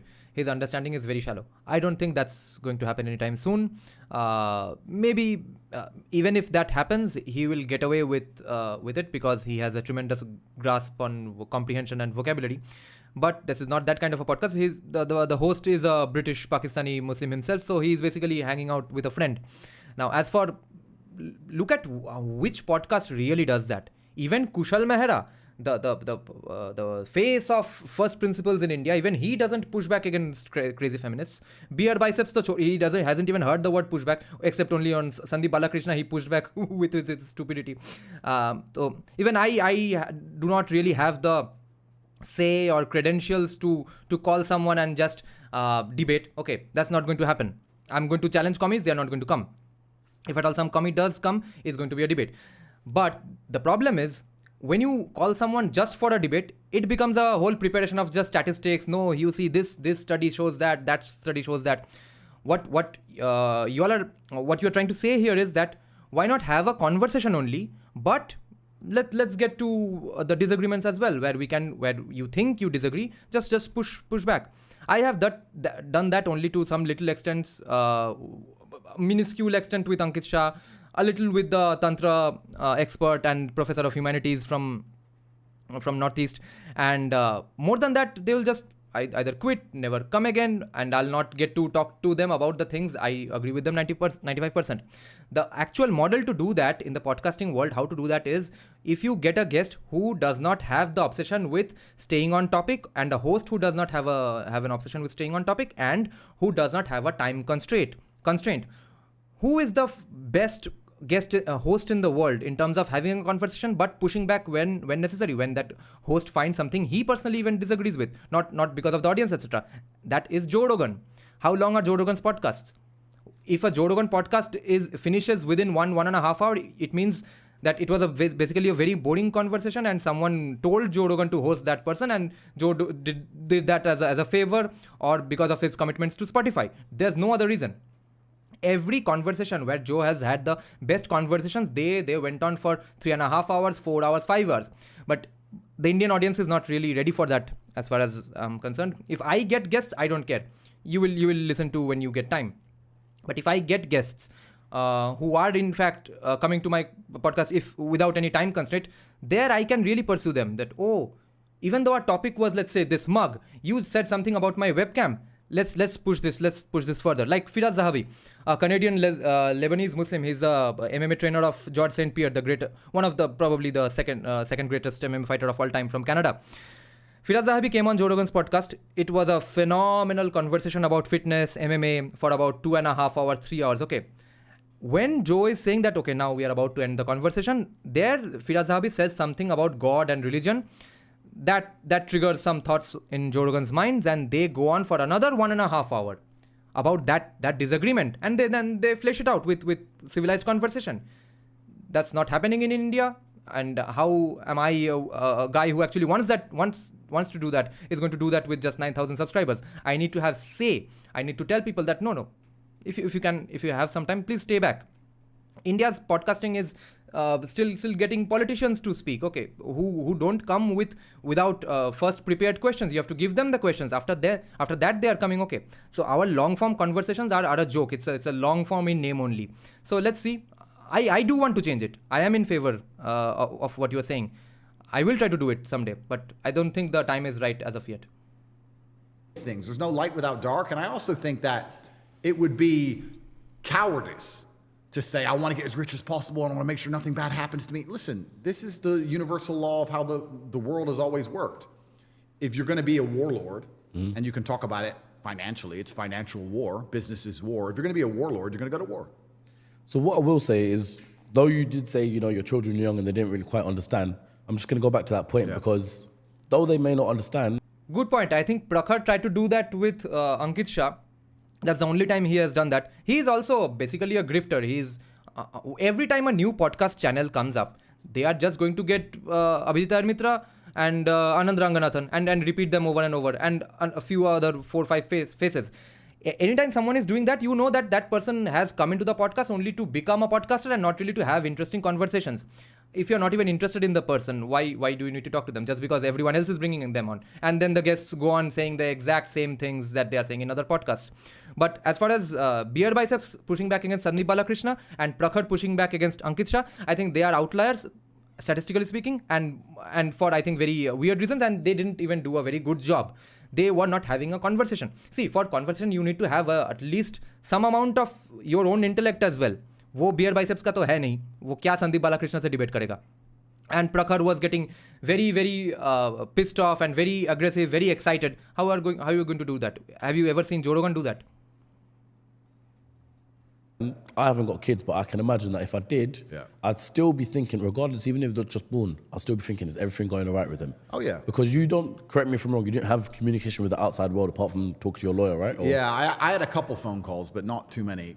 And my primary problem in jail was making sure everyone else was taken care of. I wasn't worried about myself. That's what I'm saying, yeah. Yeah, and this goes back to the point I was making earlier. See, a lot of people want to make money, and because they don't understand how the government operates, because they don't understand what the Matrix is trying to do, because they don't understand that they're guilty of everything all the time just because they're a man, because they don't understand that trying to become financially free is direct attack on the Matrix. They've convinced you that they want people to become financially free because it's good for the economy. That's garbage. No, they want you enslaved, all of you. You are attacking the Matrix in many forms, and you need to prepare for jail. And things like my children, I was prepared in advance for jail. I kept saying they're going to send me. If I had not prepared properly, everyone, including myself, would be destitute. I think we have a rough gist of his views for now. Let's now get to the Ankit Shah kind of things. You are not trying very hard, because if you were trying your absolute best and you were important and the Matrix wanted you in jail and your enemies wanted you dead, the last thing you would want to do is go swimming with fucking sharks. You must be out your mind. It's insane. It's crazy. Yeah. I want to come back to a point where you mentioned, you said you only go on podcasts that you like. So you're here now and I appreciate your time. Yeah. But sometimes it does make me chuckle though. I see you go on podcasts where I think to myself, why, Andrew? Why? That was a full-on Matrix attack. Why are you going on, maybe Piers Morgan to an extent, but that Lucy from BBC, why do you do that? I'm thinking, why, Tate? Why? Well, yeah, the MSM now have to pay me $50,000 and a sandwich. And bring it, chocolates. Yeah, so they have to give them to me. If it's a female reporter, she has to bring me a sandwich. And I haven't had any mainstream media news articles since. I did Piers, actually, to be honest. And the reason I did Piers is I wanted to educate him on Palestine. He needed to be told the truth. Yeah. And that's another thing. I was told not to do that from very important people. Andrew, don't say. But it's not, in fact, correction. It's not practice. It's feedback. A lot of people practice things all the time and stay terrible. I had a guy say to me, in the war room, we actually do this training. I train the guys in the war room how to speak better. And that's one of the best things you can learn in life. And that's one of the reasons the war room is so valuable, because at the war room events, we do specific training for this particular task. And the guy was saying about how his business has improved, how much more money he makes, and how much better he is with girls, and et cetera, et cetera. And I was saying, yeah, okay, fine. But the reason I speak so well is not because I'm practiced, because this man was older than me. It's like, you've been speaking longer than I have. Yeah. It's not practice, it's feedback. If you don't analyze what you've done, then you're not going to identify your mistakes and where you can improve. I will watch this podcast back 10 times, and I will realize all the times I stuttered, or all the times I had to repeat myself, or all the times I didn't use a word I was supposed to use. And that's why next time I do a podcast, it'll be better than even before. And that's also a lesson you can take and apply towards life. You can apply the feedback aspect towards life. Practice alone will not improve you. Practice is going to build habits. In fact, from fighting, I know this very well. If you allow a student to come and learn bad habits at the beginning, it's very hard to get out of them. This is why most people, when they talk on podcasts, are saying, I can't even listen to that shit. I'm like, you don't even speak English? Why are you sitting down? You don't speak English? Why it's so hard to get your point across? Well, if you can't get your point across compendiously and you can't articulate yourself in a concise manner, how do you expect other people to affiliate with your worldview? Or one of the superpowers of life is thinking something and making somebody else think the same. Making someone else believe you. Oh, sorry, police, lover boy. But sitting there and making somebody agree with you, or at least making them understand. See how diverse our comment section is. Just a while back, someone was absolutely abusing Arya Samaj. Now someone is saying Bengalis should listen to Arya Samaj. Great. M. Shastri is saying, in 1920s, astronomers looked at craters and mistook them for canals. I'm afraid we're doing the same with Tate. Foregoing critical thinking for what we want to hear. No, see, I have just two things why I'm listening to Tate here in this podcast. That one is he's going to get into things which are identical to what Ankit Shah is predicting. Okay, even he's predicting that. Second is because he roams around in the elite circles. He's been to jail. He's had conversations with people asking him to do sponsorships. Here's $1 million. Say this and don't say that, etc. He knows who the fight is with. And secondly, I think there is a lot to learn. At least, if not anything else, why not learn to speak like him? Understand why you think how you think is a superpower, surely. Yeah. And it's massively misunderstood and underrepresented and not used, and it's not practiced and it's not versed. And I think also, I'm actually kind of curious, I've thought about this myself, how useful it will be into the future when the AI comes along and controls us all. You know what my biggest fear of the machine minds are? Go on. My biggest fear is that people will be as smart as me. That will piss me off. I like being smarter than everyone. I don't want a bunch of people to have Google brains that are smarter than mine. I'm supposed to be the smartest guy in the room. That's going to annoy me. I don't think that'll be the case. I'll tell you why. Because the way I see it is going down the conspiracy hole, yeah? It's like everyone will be trapped and they'll be fed the information that they made. And then wonder why they fail. You should have a daily target. And then it's just a full-on cycle for them, yearly. Of course. Going to be a millionaire next year. And Of course, and then they just lie. Yeah. So you need to constantly feed back. Kingdom, there are people who are even if you're not directly at war, there are people who are testing your borders. There are border bandits coming across the border and raiding the small villages along the fringes of your empire, stealing gold, trying to see how fast your army can react. You're constantly under attack. There's never been a king who got to draw his lines and just got left alone. Yeah. Don't work like that. It doesn't work that way. So if you want to be a king, you have to have war. So part of me understands why they're doing it. I don't know. I still find it so strange. Me and Tristan will sit there and go, isn't it weird? We're having a coffee and there's people trying to put us in jail. It's just weird. Literally, as we're doing this podcast right now, there's another room somewhere, whether it's in Romania or another part of the world, where they're just thinking, right, what are we doing? What's the next step? What's 100%. the next plan? And they're gonna watch this podcast if they're professional. I mean, if they're any good at their jobs, I guess they're gonna watch this. And I find that so interesting. It's like, hi guys, and you think I'm a criminal and I'm not. See you in court. It's really weird to me. At the same time, though, wouldn't you say that some of these podcasts, even though you're depicting everything that they assume about you. Wouldn't you say you're also giving them ammunition? Probably. Just like I said, when you get rich, you can give them ammunition by having a girlfriend or driving a car or talking. I could disappear and shut up, but isn't that exactly what they want? That's why they're doing it, my friend. So am I giving them ammunition? Yes. But I'm also not doing as I'm told. Their primary objective with all of this garbage, do you think they really cared about TikTok accounts? No. Their goal was for me to go away. Make him go away. We've tried to ban. Yeah, if everybody started listening, if they started following and applying Andrew Huberman and Andrew Tate's methods, mental health industry shuts down tomorrow like this. Okay, that's obviously a big problem. And it doesn't work, so make him go away. So I refuse to go away. Hence why they're still trying. So yeah, am I giving them ammunition? Probably. Because I can say anything and they'll use it as ammunition against me. I just say words. I can say the sky is blue and it's ammunition against me. That's the reason you don't talk to cops. But I believe that in the end, everything's going to work out. I know who I am. I know what I've done. I know what I've not done. I know the idea these people have of me. I know the story they've painted in their minds. And I know how false it is. It's kind of reassuring. If someone were to come to me and say, Andrew, you're under suspicion for having a Long Johnson, I'd say, shit, they know. I've got to hide the truth. I wouldn't say I love it. I'm like, I know you do. If you're not hated, if you don't have haters, what have you achieved? If there's no one on earth who doesn't dislike you, then you must not have an opinion. You must just be neutral, like goo. You can be the best thing on earth. You can be T-bone steak. Somebody's going to not like T-bone steak. Most people do, but there's always going to be someone who doesn't. Yeah. Maybe you can become some form of gloopy porridge in the middle that no one likes, no one hates. You're gloopy. He's basically describing Indian podcast scene at the moment. It's just there. It's just there. But if you want to be T-bone, there's going to be some idiot who comes along and goes, oh, this is terrible. There's going to be some idiot. The world's full of idiots. That's fine. But I'd be very concerned if I didn't have haters. And I'd be very, very worried if the MSM weren't trying to attack me. I kind of feel like that's the perfect proof that I'm on the right path. And I also find it quite flattering that these governments, with all of their problems, of course they don't care about the people, but they'll divert genuine resource to trying to destroy my influence. I find that quite flattering. That means I must be effective. I must be doing a good job telling men to go to the gym and don't listen to the bullshit. So yeah, it's very interesting. What do you imagine the world to look like in 5-10 years time? Now, as I mentioned earlier on, you've Ankit, got AI and you've got the Apple Vision Pro, and eventually they're going to come out with sunglasses like the ones you're wearing now that have every little thing that you need to see in front of you. So what do you imagine the world to look like? Is it a scary place, or is it a thing of where it's interesting? It's a good question.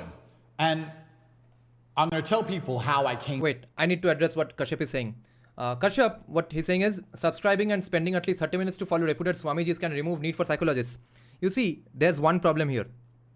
I started trying these things because I had a respect for these things politically. Politics drove me to that realm, okay. The problem is, who are the people mainly suffering from psychological problems? Not genuine like dementia, split personality disorder, not those things, okay. Not genuine problems, the depression, anxiety, etc. They are mostly atheists, and you are not going to be able to convince any atheist to look at a Swamiji for more than 5 seconds. I know. I have friends who told me, even when I was a hardcore commie myself, that, many people keep recommending me meditation. It doesn't work for me. And even then I was like, what? What kind of a sentence is that? A thing that helps and is known to bring effects to a large landmass of people in basically the entire world today for thousands and thousands of years. How is it not helping just you? That's because obviously the innate hatred and repulsion they have towards the saffron color, anyone wearing a saffron color, anyone talking in that calm, peaceful Sadhu Baba voice, insane. They are not going to get anything in their heads from such a person. Therefore, I'm saying we need different kinds of weapons in our arsenal. एक type के लोगों से नहीं होगा. Religious background से जो लोग आते हैं, ये चीज़ अभी भी ऐसे लोगों के दिमाग में नहीं घुस रहा है. To my answer. I think the best way to predict the future is to study history. I believe in times of old. Let's go back the last 3,000 years. If you were a king, your life was pretty good. or it was as good as life could be. To be a king, you had power, influence, money. That's what you had, and you were a king, and you lived a good version of life. If you weren't a king, you were an average man, a common man. And I think the world is cyclical. When you were a common man 2,000 years ago, you were effectively a slave, and life was terrible. And then that was the same all the way up to perhaps the 1930s, 1940s. Being a common man was pretty terrible. And perhaps it was the war and the massive loss of life. Perhaps it was something else, I'm not sure. But I kind of feel like there was a golden period between in the 50s, the 60s, the 70s, the 80s, maybe even the 90s, where being a normal, hardworking man, because life is cyclical, went from being a terrible existence to quite a good existence. In the 60s, you could be a normal man who worked in a factory, an unskilled labor job, and with one wage, you could afford a house, you could afford a car, you could afford to raise a family, your children would not be taught garbage in school, your wife would respect Guys, listen to this. He's getting into the inflation idea already. you, you'd have a home-cooked meal. Times were good. Times were good. All the things I said about playing Uno earlier in Hyperbole are true. What matters most? Your wife loves you. You're respected as the breadwinner. Your kids respect you. They listen to you. Your house is clean. Your house is safe. Your car works. Your life is good. And I feel like because it's cyclical, those good times are over and we're going back to where it was before. The kings have always been fine, and we always will. But if you're the common man, I think that the good days are over. And I think it's going to get harder and harder. Inflation is going to absolutely decimate your spending power. Now, inflation doesn't damage me. Inflation doesn't damage me because I own all the assets. Inflation just means houses get worth more money. Inflation This is why another reason I have some respect for him, that he is not even going to be affected by the things that he is pointing out to people. His audience is the ones who are truly going to benefit if they at all understand, grasp any of this and are able to apply these things. Inflation helps these people in the top bracket. Okay. Inflation just means Bitcoin and stock and land and houses all go up. Inflation means my car collection is no longer worth 110 million. It's now worth 300 million. Whatever. I own everything. Inflation is amazing for the rich man. 100%. I love it. But for the broke man, You're done. You're fit. You're done. You're finished. Because inflation is meaning your money is worth less. And it's going to take more of your money to buy a house. And your wage is not going to increase at the rate of inflation. It's becoming more and more impossible for you to own assets. For us asset owners, inflation's fantastic. So the common man is about to get wrecked. I think inflation is going to make it exceptionally difficult. I think AI is going to make most jobs worth less than they already currently are. If you're a newspaper writer or whatever, AI is taking that. AI is going to take that in the next 10 years. Yep. And you're going to, if you still have a job, it's going to be only managing the AI, which means you're going to be paid even less than you're currently paid. I think life is about to become exceptionally difficult for the people in the middle. I think the good times are over. I think it's going to go back to the feudal system of kings and serfs and peasants.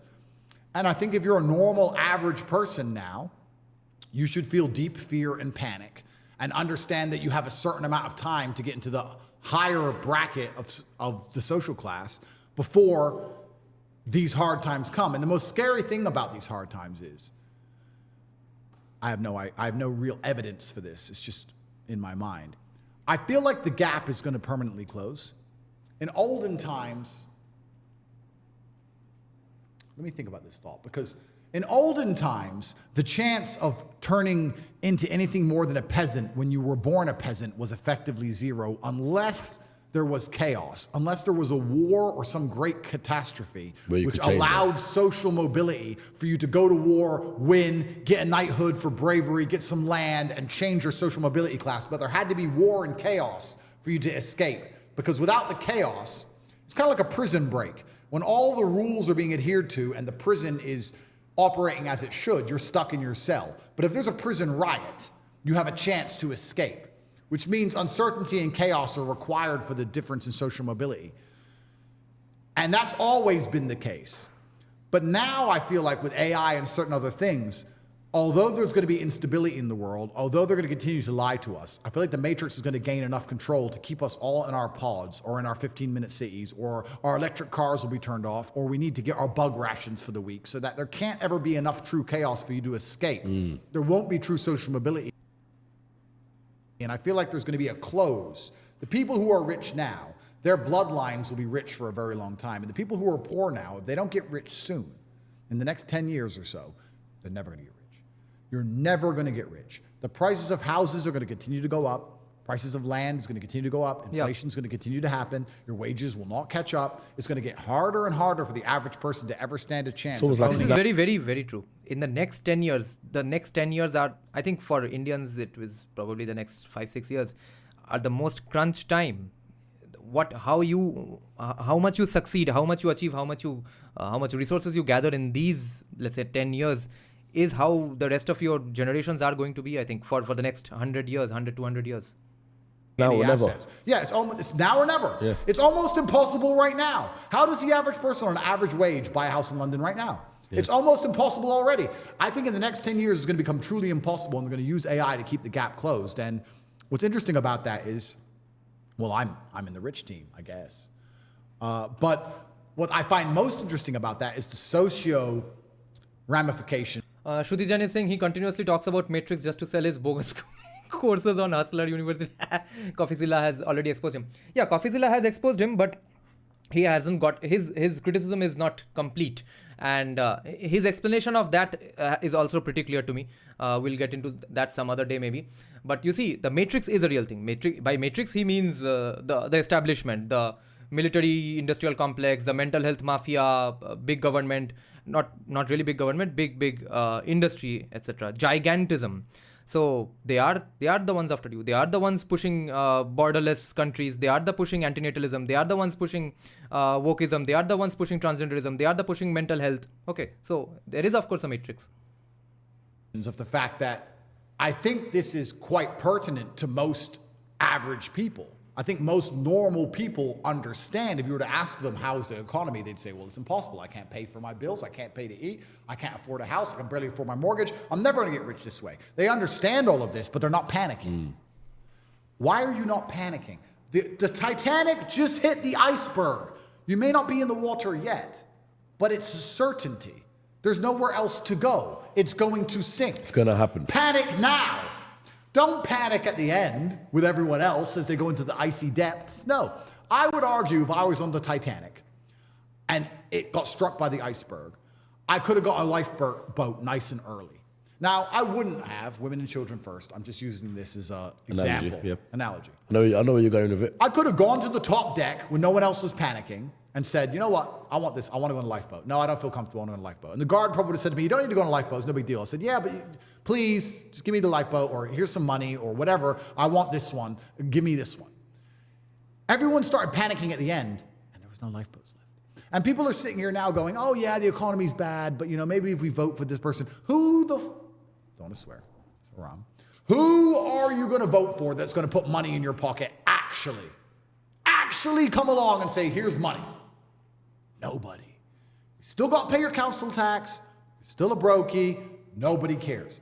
No one you vote for is going to change it. It's going to get worse. It's going to continue. And you know the boat is going to sink and you're not panicking.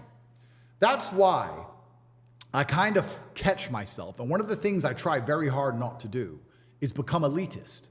Because when you've come from the absolute bottom to the absolute top and you've done it all off of CSK is asking an interesting question here. How will the elite benefit from millions of poor people? Want to disrupt the anywhere millions are poor. The question would be how would they benefit from even more numbers of poor people? The keeping them poor part is not deliberate. If whatever they want to do, they will do it. The main problem is manufacturing, minimum wage laws, etc. And if they are poor, they can't revolt. They have they see. You need something some amount of safety. People with zero safety don't revolt. They accept everything. Then you get some things, you revolt and riot all the time. Then you become a little more prosperous. Then again, you don't revolt at all because you have something to lose. So if like in the West, that's what's going to happen. That's why they are so much against gun rights as well, with the excuse of mental health and shooting up schools, which didn't happen until 15 years back. It's a 191-year-old law. Why is the problem arising only now? So you need unarmed, extremely poor people who won't say to you anything if you charge them, if you give them $2, $3 per hour and make them work in the factories. Of your own back and hard work and dedication and never missing a day. The only shortcut to life is to never miss a day. One, because of compounding interest, and two, because sometimes you get lucky. And you'll never miss a lucky day if you try every day. If you don't try every day, you might miss your lucky day. And that's what people don't understand. If you never miss a day and you never don't try and you're always on time, was I late today? No, on time, and you try and improve every aspect of your life, and you're a professional, and you try and make sure that you analyze your decisions, you give yourself feedback, you don't make mistakes. Vaibhav, the inflation part. Make it to the top. You end up elitist because you look at the people down below and you're like, well, why didn't you try? I did. Oh, I did too. No, you didn't. That's a lie. Now you're lying to me, and that annoys me. And you catch yourself being very elitist. And this is what's scary about it, because I'm from a Luton council estate, and now I have all this money. But if I meet somebody who's truly broke, I'm not talking about you not have hundreds of millions, but if I meet somebody who's broke, I think they're an idiot. And I catch myself going, is that bad? Am I elitist? Or do I sit down now and I just say, no, I started lower than you and beat you. How are you poor? You're lazy. Okay, fair enough. I was gonna say, why would you say if they're an idiot if you were once in that position as well? No, I was, but I got out. And I think one of the there's only three reasons you can't get rich in the world today, which is either you're stupid, you're lazy, or you're arrogant. And I find the most common one is lazy and arrogant. It's not stupid. There's nobody at home who is too stupid to become rich. I'm sure anyone watching this podcast right now, if you were to sit down next to me and I were to say, do this, do this, do this, do this, do this, you could do it. Of course you could. But you're too lazy to learn how to do it yourself. And you're too arrogant to listen. And you're too arrogant to listen. It's not about being stupid. You're lazy or arrogant. It's one of the two. Those are the two most common factors of people. So when I meet people who have truly failed, and they pretend to me that they didn't want to fail, I know they're one of the three. And it's usually arrogant. Because when I sit and say to them, you could have got out, they don't say, you're right, I could have got out, I didn't try. That shows humility. And the doom and gloom that he's projecting for the West, that is exactly what Ankit Shah is also projecting. They don't do that. They say, no, because it's excuse, someone else's fault, the Matrix's fault, no self-accountability. Oh, well, you don't know what you're talking about anyway. Arrogance. Sounds like feminine mindset to me. Well, yeah, exactly. And then they're going to lose. Yeah. So I catch myself being elitist, and I try very hard not to be, because I don't consider myself a rich man. I'm a poor man with lots of money. And what's scary about being elitist is, if I'm from a Luton council estate, and I have a bunch of money now, and I see the common man as a lazy idiot, imagine how the elites see us. And then you start to really go down the rabbit hole when you understand these people who've been in charge of the world for a very long time, who own the banks, who believe they're genetically superior to us because why not? Their families always owned the bank. They can be a fat loser, but they just believe they're something because why not? They have a big boat, so that's just what. Because he was talking about printing money even in the some portions that we skipped. He was saying that lawyers, you think lawyers are going to help you? They'll just print some more money and hire a better lawyer. Isn't it? Imagine how they view the common man. You think they give a shit about you or your family or your income or your wages? You think they care about you? You think they're going to make life easier for the common man in the next 10 years as you've just asked? Or are they going to continue to decimate your lifestyle for their own forever profit? Yeah. What do you think CBDC is going to do? CBDC is going to come. Government is already rolling these things out and asking people to try them. What is CBDC? There's no light without dark, which is a basic fundamental law of the universe which can't be broken. And especially as these large companies want forever profits, which they do, and they own everything. Like, I don't think many people understand. If you go into Sainsbury's and you look around at the brands, you will struggle to find 10 brands that aren't owned by the same company. Yeah. The whole thing's owned. Yeah. The same company that owns Sainsbury's owns every brand. They own everything. So if they want forever profits, which they do, they're not going to do that without owning everything. Well, and also, you have to take that money from somewhere. If they can make you poor so they can get richer, they will. If they own all the assets, they want inflation. They don't care. They don't care about you. They don't care you can't feed your family. Why would they? So, and of course, they don't care about the white middle class, lower class mainly, who are going to get absolutely decimated. The white lower class and lower middle class will basically be eliminated from the face of the earth in the next probably 100 years. Because of the illegal immigration that the entire West is taking. Why? Because people in the top bracket, they don't have any problem. What problem do they have if the guy working for $3 an hour in a factory is white, black, or brown? And you can also look at it from a global perspective, which is quite interesting, because Europe America was built off the back of World War II. World War II made America rich. Listen. But Europe, for the longest time, got rich off the exploitation of second and third world nations. That's how it got rich, by building empires. Guys, people who left the live stream just before these sections. America was built off the back of World War II. World War II made America rich. But Europe, for the longest time, got rich off the exploitation of second and third world nations. That's how it got rich, by building empires in Africa and Asia, etc. Colonizing countries. Yeah, colonizing countries. That's how they got rich.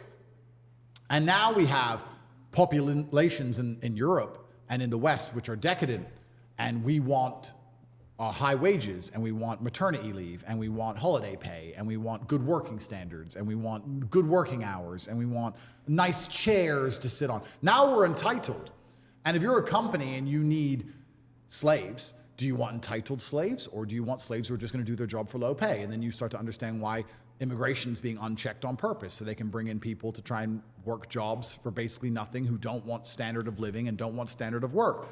And what they're effectively doing now is, instead of exploiting the second and third world to benefit Europe, the globalists are now decimating Europe on purpose so that they can live somewhere else. And okay, that's going to prop up the economies of the second and third world, so the whole Yeah, Vaibhav. Crypto is in the future. CBDC is the future after crypto completely goes to hell. That's the even bigger problem. thing is reversed. Instead of destroying the second and third world for the benefit of Europe, they're going to destroy Europe, and that's going to benefit the second and third world. But they're globalists and they don't care. All they care about is forever profits. They'll go live in Saudi. They'll go live in Mumbai. They don't care. They're not tied to the land or tied See, to... word for word what Ankit Shah is saying. Tier 1 people will move to Tier 2, and NRIs will move to NRI Americans. The people who are used to the American salaries, they'll move to UAE. And South Mumbai, he's saying he's hopeful about South Mumbai because he doesn't follow the direct finance and the money trails that Ankit Shah is following. But because Ankit Shah is predicting that even probably South Bombay will go to hell because it came up with the dollar. to the place like the average European is. So if you're the average man in a European country and you're not financially free and you're stuck somewhere in the middle, not only is your life going to get harder, but also the place you live in is going to get worse. Your wages are going to go down. Crime's going to increase. All of these things are going to happen so that the people in charge can get their forever profits and avoid all the mess they make. And it's all done purposefully. If I was an average person, I'd be genuine. Word for word what Ankit Shah is saying. People are thinking that, oh, India is so strong. How can they convince USA of doing it? Why will USA do it? USA wants to do it. They want a soft landing after they have ran out of printing money and debt and debt and debt. Who's going to pay all that debt? Genuinely afraid. I mean, it's easy for me because I have so much money. Okay, I'm currently restricted in Romania and I'm under a matrix attack and they put me in jail, blah, blah, blah. Yeah, Rishabh, CBDC will be completely government controlled. You won't even have any money. Even Ankit Shah went far enough to call it basically communism. Shastri, tell us what are your opinions about CBDC? What do you think are the pros of CBDC? One day I'll get out and one day it will be over and I'll still be a millionaire and I can look at the map and go, where is safe? Tokyo. Oh, South Bombay didn't come off because of dollar. Interesting. I thought it's just another tier 1 city. I've never been to South Bombay. I thought it's just another tier 1 city. Although Ankit Shah hasn't really mentioned that even South Bombay will go to hell. I was saying that all the tier 1 cities will go to hell according to Ankit Shah. So probably South Bombay is a part of that similar tier 1 city. Tokyo. Cool. Done. Most people can't do that. Yeah. They can't do that. They're stuck. And the fact that that doesn't bother them or they don't panic, I find flabbergasting. I mean, the iceberg has struck the Titanic. How long can you have a border where people can arrive by dinghy and throw acid in people's face until your nation has fallen? How long will He mentioned this in the beginning of the stream. Why isn't any illegal immigrant being arrested for anything? No matter what you do, you knife people, you push people in front of trains, you steal, you murder, you rape, you molest. Nothing is convincing American lawmakers to arrest them and put them in jail for years and years, as they would have been if they were a legal citizen of USA, because they need the manufacturing, because they need the armies, because everyone is transgender and obese. Then no one's going to fight in the armies. And why does that not matter if such weird people are in the armies and in the factories? Because the matrix is a protected community inside their gates, and they probably won't even live in the gates inside USA. They will live in South Bombay or UAE. You allow this to happen Nation's until fallen you already. realize it's done. It's done. It's done. And how long will you sit there and get hit by endless bills that continue, inflation that wrecks your currency, wages that don't increase, new taxes with ULEZ cameras? Shishir is asking an interesting question. I don't think that's going to happen anytime soon. I don't think that's going to ever happen because you are going to get called anti-nationals by your friends, and bad things will happen to you. Because you need to articulate so many things, and it's going to get into conspiracy theory so much because you won't even have any platform. Unchecked immigration from All of it, people yeah. who don't have a passport, crime rates increase. Bro, I said this to Tristan. We were saying how we miss England because we're English in our hearts and part of us miss it. And I was saying, you know what? If I lived in England, I couldn't even protect myself. I have guys here with guns because Matrix is first and foremost, I think, pharma industry, military industry, and of course, everything that needs manufacturing, because Andrew Tate, Andrew Huberman, Jordan Peterson, three foremost warriors in facing the mental health mafia are all screwed up. Okay, Andrew Huberman is about to get screwed. Okay, M. Shastri is saying CBDC will reduce corruption and reduce costs. It will help crack down on money laundering. I don't think it's communism, but like every tech, need to be alert of its misuse by government. I don't think there's going to happen anything other than government misuse of it. CBDC will speed up transaction. Yes, right now it takes 2-3 hours to clear transaction. Yeah. Those pros are there. Rishabh is saying every money trail is visible and open to be seen. This is where actually Ankit Shah gave a great prediction that therefore people will probably resort back to a barter system, that here's a 16,000 rupee guitar, you arrange some songs for me instead of me giving you 16,000 rupees. I'm currently on bail and I can't carry a gun. Otherwise, I'm strapped all the time. No, I can't call Matrix a bozo language just because Andrew Tate says it. Even anytime you use the word deep state, Abhijit Ayar Mitra will call you a bozo. Even he is against the concept of deep state. Time. If you come to my house, there's a big gate and there's pit bulls and there's 4 guys with weapons, guns. You need SEAL Team 6 to get in my house. There's bulletproof doors and I have a gun next to my bed. I'm the final boss. It's going to be a shootout. In England, I can have all the money in the world. I can go to Radlett. I was looking at a house in Radlett. I'll say it right now. It's 12 million pounds. It was gorgeous. And I thought, it's worth 20 million. For 12 million, it was worth Bargain. it. Bargain. Yeah. And I was like, Tristan, if we bought this house, the problem is we couldn't even protect ourselves. Because eventually someone will. Interesting. Are you all, is Abhay saying South Bombay is dependent on tech? If you're saying it's dependent on dollar, it has to mean that it's dependent on completely tech industry. Is it that? I don't know anything about South Bombay. Work out it's our house. It's just like it's just like all the footballers. Of course. All the footballers, Of course. when they go to play matches, they all get robbed. Bro, eventually someone will work out it's our house. The only way you can protect yourself in the West. Yeah, M. Shastri, this is a very interesting conversation. He's saying Ankit Shah underestimates the power of convenience. UPI's lack of privacy didn't stop its adoption. CBDC's final form of evolved form of UPI. But you see, I'm not contradicting the fact that Indians will absolutely swallow it up, lap it up, that yeah, CBDC, great. Because many other things like, okay, I don't want to get demonetized now. But my concern is that, yes, countless pros, people will lap it up, but the giant big hole that it leaves for potential misuse, that potential for misuse is the most gigantic we have ever seen. Now is to hide. I was like, we can buy this house, not put it in videos, not put it on social media, not invite girls over, because you know what will happen? You'll invite a girl over one day, and she'll say, I'm coming with my friend Lucy. Because imagine CBDC at the hands of someone like Mamata Banerjee as the Prime Minister, okay? Your account might be zero one fine morning just because you don't eat beef, because you're a vegetarian, you're a casteist. Not from the BBC, a different one. But like, okay, Lucy, she comes. Lucy turns up. She's a 7. You don't talk to Lucy. Nobody likes Lucy. She sits around. She's a 7. She sends the location to everyone. She sends to, she knows. Next weekend, she's out sniffing coke with some dickhead. And she's like, I was at Tate's house. No, you weren't. Yeah, I was at Tate. I was looking at this picture. Where was it? Here. Boom. Bam. That's now it. they now know where your house is. Location's they start dropped. talking about it. Mr. Bugatti, Mr. Diamond Watch. I'm sitting in my Radlett house. There's fucking 25 windows, 6 door entrances. I'm like, Tristan, we can't. Okay, Abhay, if those people have not shifted their clientele to UAE, then they are screwed. If they have, then they are safe. Even hire armed guards. Who could we even hire to protect the house? I could come along with $1 million a month contract. I'd end up with G4S, some old man sitting in a little box. And when they rock up, 20 dudes with blades, it's over. You can't even be rich in England unless you want to hide. Tell me this, yeah? I wear a $400,000 watch in Bucharest, Romania. In London, I can't wear it. In London, I don't wear it. Right. So we're talking about how Now he brings up a very important point. The unsafe nature of today's Western cities.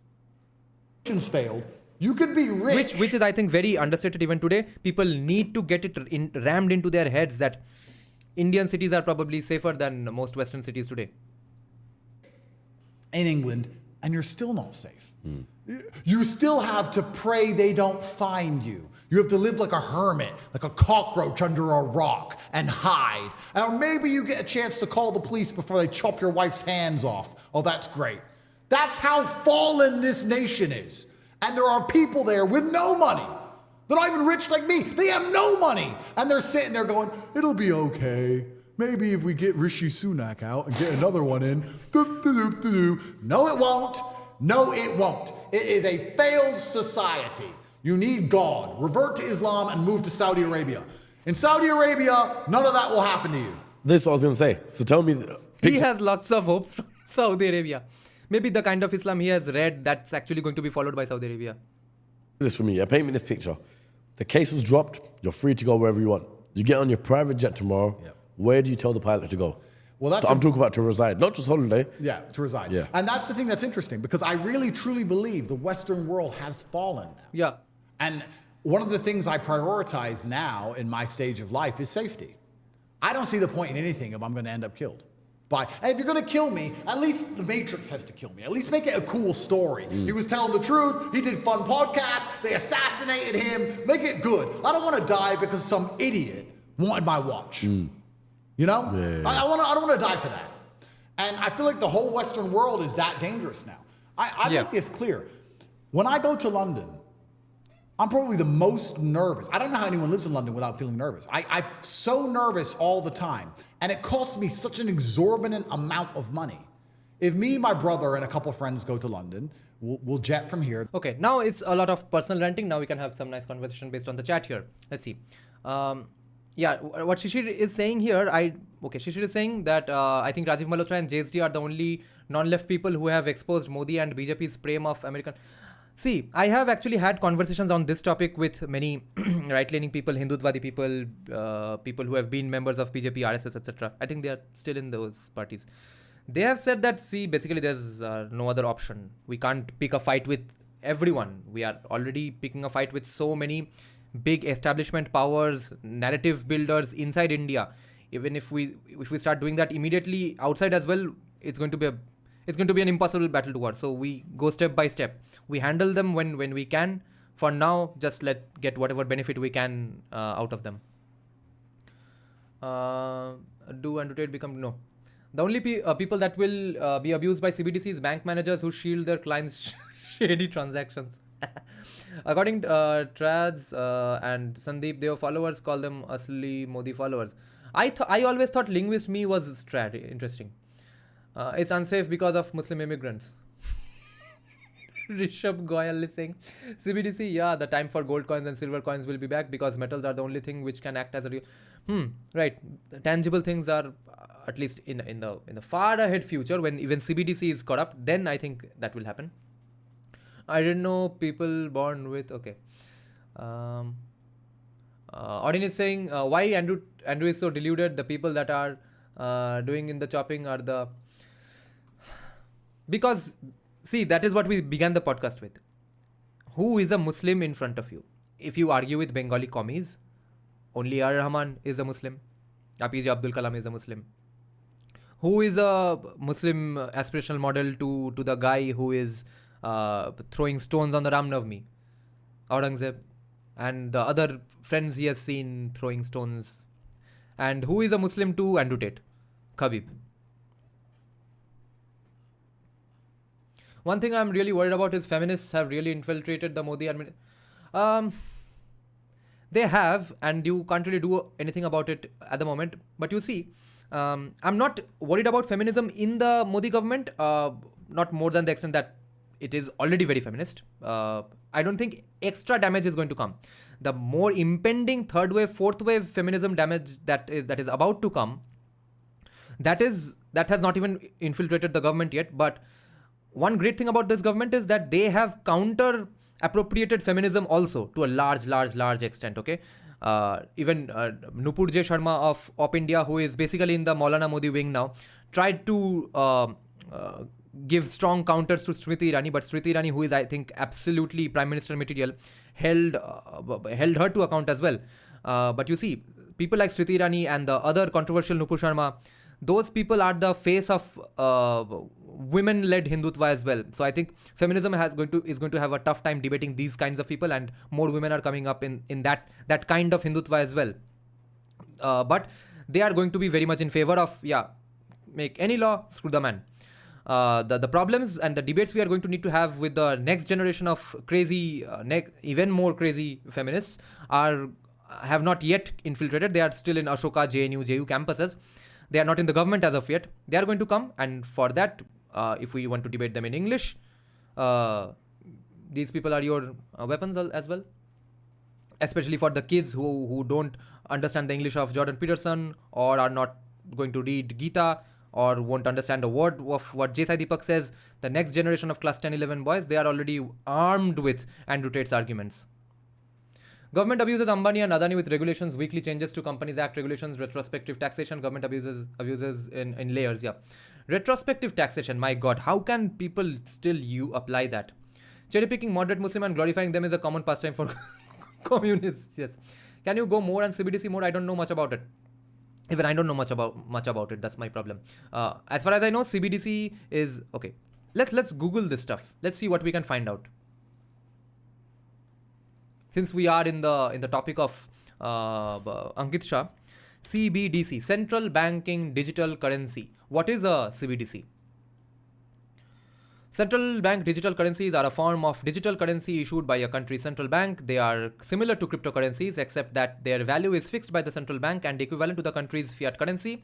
Okay, so it's basically a digital rupee in that, and there probably won't be as much inflation. Many countries are developing CBDCs, and some have even implemented them. Because so many countries are researching ways to transition to digital currencies, it's important to understand what they are and what they mean for societies. Key takeaways. CBDC is the digital form of a country. Understandings. Okay, we are not going to understand anything from this. This is going to be too long. Let's see if we can find a YouTube video.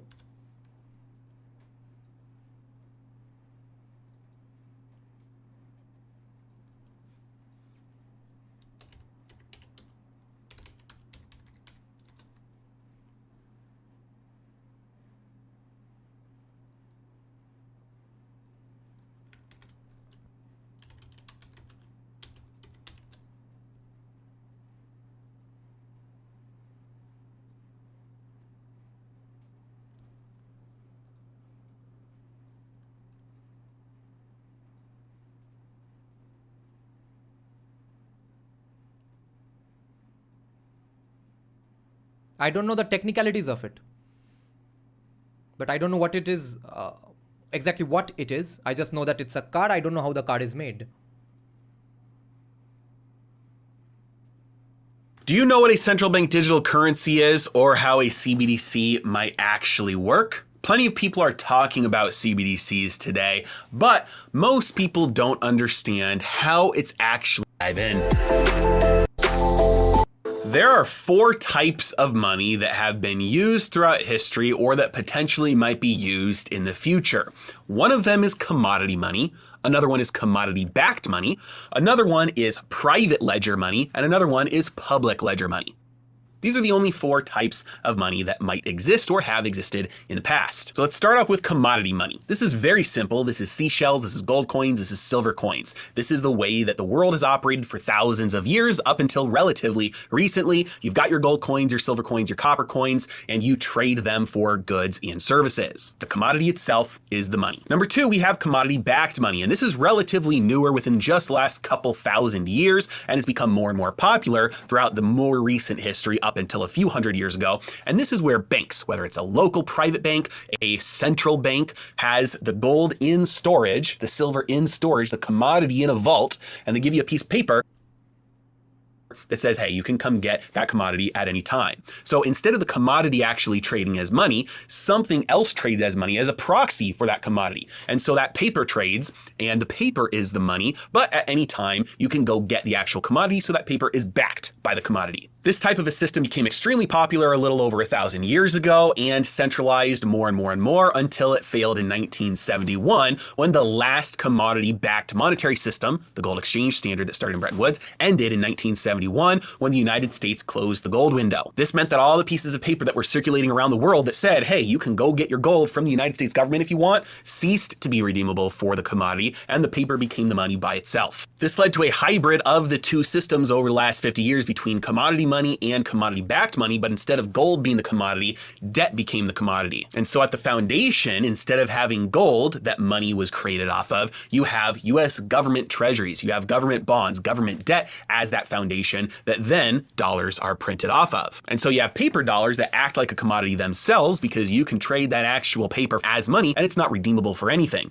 But in the financial system, digitally speaking, the debt layer is the foundation layer, which acts just like the gold commodity used to. Now, this has obviously led to many, many problems over the last 50 years, many global financial crises, episodes of hyperinflation, sovereign debt defaults, and other financial crises for the last 50 years. Yeah. Many people are now calling for a new monetary system. Some people are pushing for a public ledger monetary system. Some people are pushing for a return to real commodity money, and some people are pushing for private ledger money. So let's talk about those last two that we haven't talked about yet, public and private ledger money, starting with public ledger. The current common example of public ledger money is Bitcoin, but in order to understand Bitcoin, we have to go look at the original Bitcoin rhinestones. These were Shastri, what are your opinions on Bitcoin? Because libertarians are very, very excited about Bitcoin. I don't know on what basis.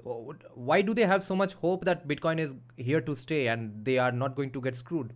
large donut-shaped rocks that the Micronesian island people used as money. Now you might be thinking, hey, wait, this sounds a lot like a commodity money. Not so fast. These were about 8 feet tall, sometimes larger, sometimes a little bit smaller, which meant you couldn't exactly put one in your pocket and take it to the store and slap it down on the counter. No, these were public ledger money examples because the entire village, the entire community had a verbal and mental agreement on who owned these stones. So there's one big stone in the middle and John owns that stone. Now, if John wants to buy a cow, he needs to get the island together and he says, hey, I am transferring ownership of this rock to Phil, and Phil's going to give me his cow. And now the entire island says, yep, now Phil owns the rye stone and John owns the cow. This meant that theft of money was virtually impossible with a public ledger system like this because you couldn't just say, oh, hey, I own that rock now instead of you, because the entire village community would say, no, you don't. We all know that he still owns that. You're not going to put it, in your pocket and drive away with it. It's a giant 8-foot tall stone. And so it's a ledger system because it's basically a list. The entire community understands there's a verbal and mental agreement on who owns all of these large stones. And that's all a ledger is. It's just a list that has a record of who owns how much, and it's public because everybody is aware of it at the same time. Bitcoin is just like this. It's the digital version of this type of monetary system. Anybody can go look and see all of the Bitcoin wallets that have any amount of Bitcoin, see how much they have, and see where those Bitcoins came from before they were in those wallets, all the way back to... Yeah, debt became commodity because they couldn't finance. They went broke after the Vietnam War. Okay, Meera Tripathi is saying, I had discussions with some commies when I visited some relatives in Durgapur in West Bengal. It seems that some of them have lost ability to think rationally. Yeah. It's a complete blockade. Shut down brain. To the very beginning. It's like an Excel spreadsheet that everybody has a link to access, but nobody has a link to edit. Everybody has a link and looks and sees, okay, this amount of money got transferred from John to Phil and then from Phil back to John, and we can see all the transactions back to the beginning and every single wallet that has money. It's a public ledger, a public list. And I know that's been a long lead up, but we have to understand those types of money in order to really grasp what a central bank digital currency is and how it works, because it is a private ledger monetary system. This means that it is not a commodity money where there is an actual physical thing in a vault. It is not a commodity-backed money where you can go redeem your money for something of value. It is also different than a fiat currency like we have today, which is a hybrid, a monster Frankenstein hybrid between a commodity money and a commodity-backed money based on debt, because you don't have any foundation of that monetary system built on government treasuries, government debt. A central bank digital currency instead is like Bitcoin, but instead of it being a public ledger, it's the exact opposite. It's a private ledger. So imagine now I have an Excel spreadsheet. And this Excel spreadsheet has one row for every single person in the country. And in every single row, I can see who has any amount of money and how much they have, and any transactions that have taken place between any of the accounts, the rows on my spreadsheet. But the key thing here is that it's private. So you can't see this spreadsheet. Just me as the central bank, the Federal Reserve. I'm the only one that can see this. Not only am I the only one that can see this, but I actually have control over this spreadsheet as well. I can edit the spreadsheet. Nobody would know and nobody can stop me. This means that if I want to, if I decide to give somebody some extra money, I can do that. I can just go into the Excel spreadsheet and it say instead of $100, you now have $1,000. Instead of $1 billion, you now have $1 trillion. It also means that I can subtract money from any account. Instead of $100,000, you now have $50,000. So unlike a public ledger where everybody can see it, therefore nobody can control it or hack it or steal it or change amounts because everybody would know and put a stop to it, a private ledger centralizes all the control over that list. There is no tie to any commodity, any debt, and so I can exercise full control over any account, credits and debits. Mayor Amschel Rothschild was credited with a quote, "Give me..." Okay, many great comments here. I need to respond to some of them. Shastri is saying, Dada, they bought the hype. Libertarians bought the privacy aspect of Bitcoin transactions. You can make anonymous transaction with Bitcoin, not anymore though. I think privacy is a game to give up on because the technology is so strong now. It's a miracle if the government is not listening to everything you are saying and doing at the moment. I have a webcam whose mic is almost all the while. If the government can't arrest you, it's because they don't want to arrest you. It's basically a favor they are doing to you. I think we have reached that point, and out of the benevolence of their hearts. So if we are in a situation where privacy is out of the window, then how much should we really bother about it? That is, I think, the question, because I don't think at all we are ever getting back to a situation where the government can't get to you with the help of technology. If you are hiding somewhere or you are saying some things that the government doesn't want to, that you don't want the government to hear. Orin is saying, ask yourself one question. Is a private company more trustworthy than a government? Yes.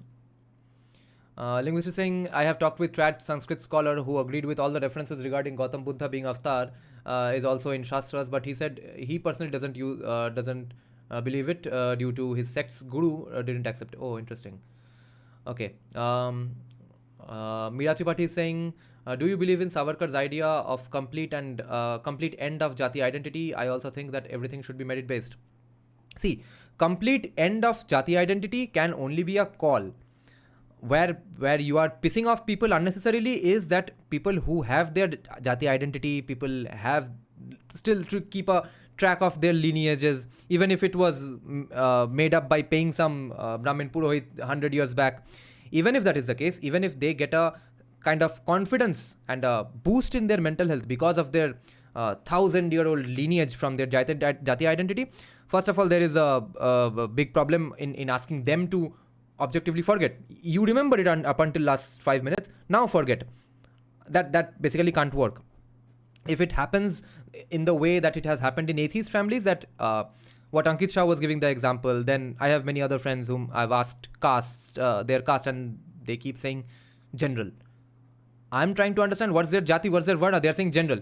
They don't know what's their caste. Okay. How did this happen? This happened because, which is also criticized by commies. These families decided that we will just eliminate, we will just simply stop talking about caste, Jati, Varna, etc. And that will ensure that by next generation it does not become a caste oppressor or doesn't behave badly towards anyone. Okay. Now, commies criticize this. Even the Dalit cell head of BJP, even he criticizes this, that if you don't even talk about Jati, Varna, that's your privilege. Morgan Freeman also says that the only way to stop racism is by stop talking about it. That is, of course, 50% of the solution, because the potential oppressor is prevented from being an oppressor, because if he doesn't even have any caste pride, if he doesn't even have any caste identity, how is he going to be behaving badly towards anyone based on his caste? The problem is that's a double-edged sword. Now, why commies reject that idea of completely eliminating the conversation about Jati and Varna, that I think is a good question to ask trads. That, okay, see, why are you in an interesting alliance with commies where both are saying don't eliminate Jati identity, Varna identity. And if the Jati identity is your source of confidence, and as we know that eliminating your cultural identity is going to basically make you grow up as a complete individual in a blank slate society, and that is going to create mental health problems for you, because you are going to believe in anything and everything, bad things. And if your parenting is just even like 0.5-10% in the wrong direction, you are going to have a very bad upbringing. You are going to get into very bad situations, etc. Lots of bad stuff.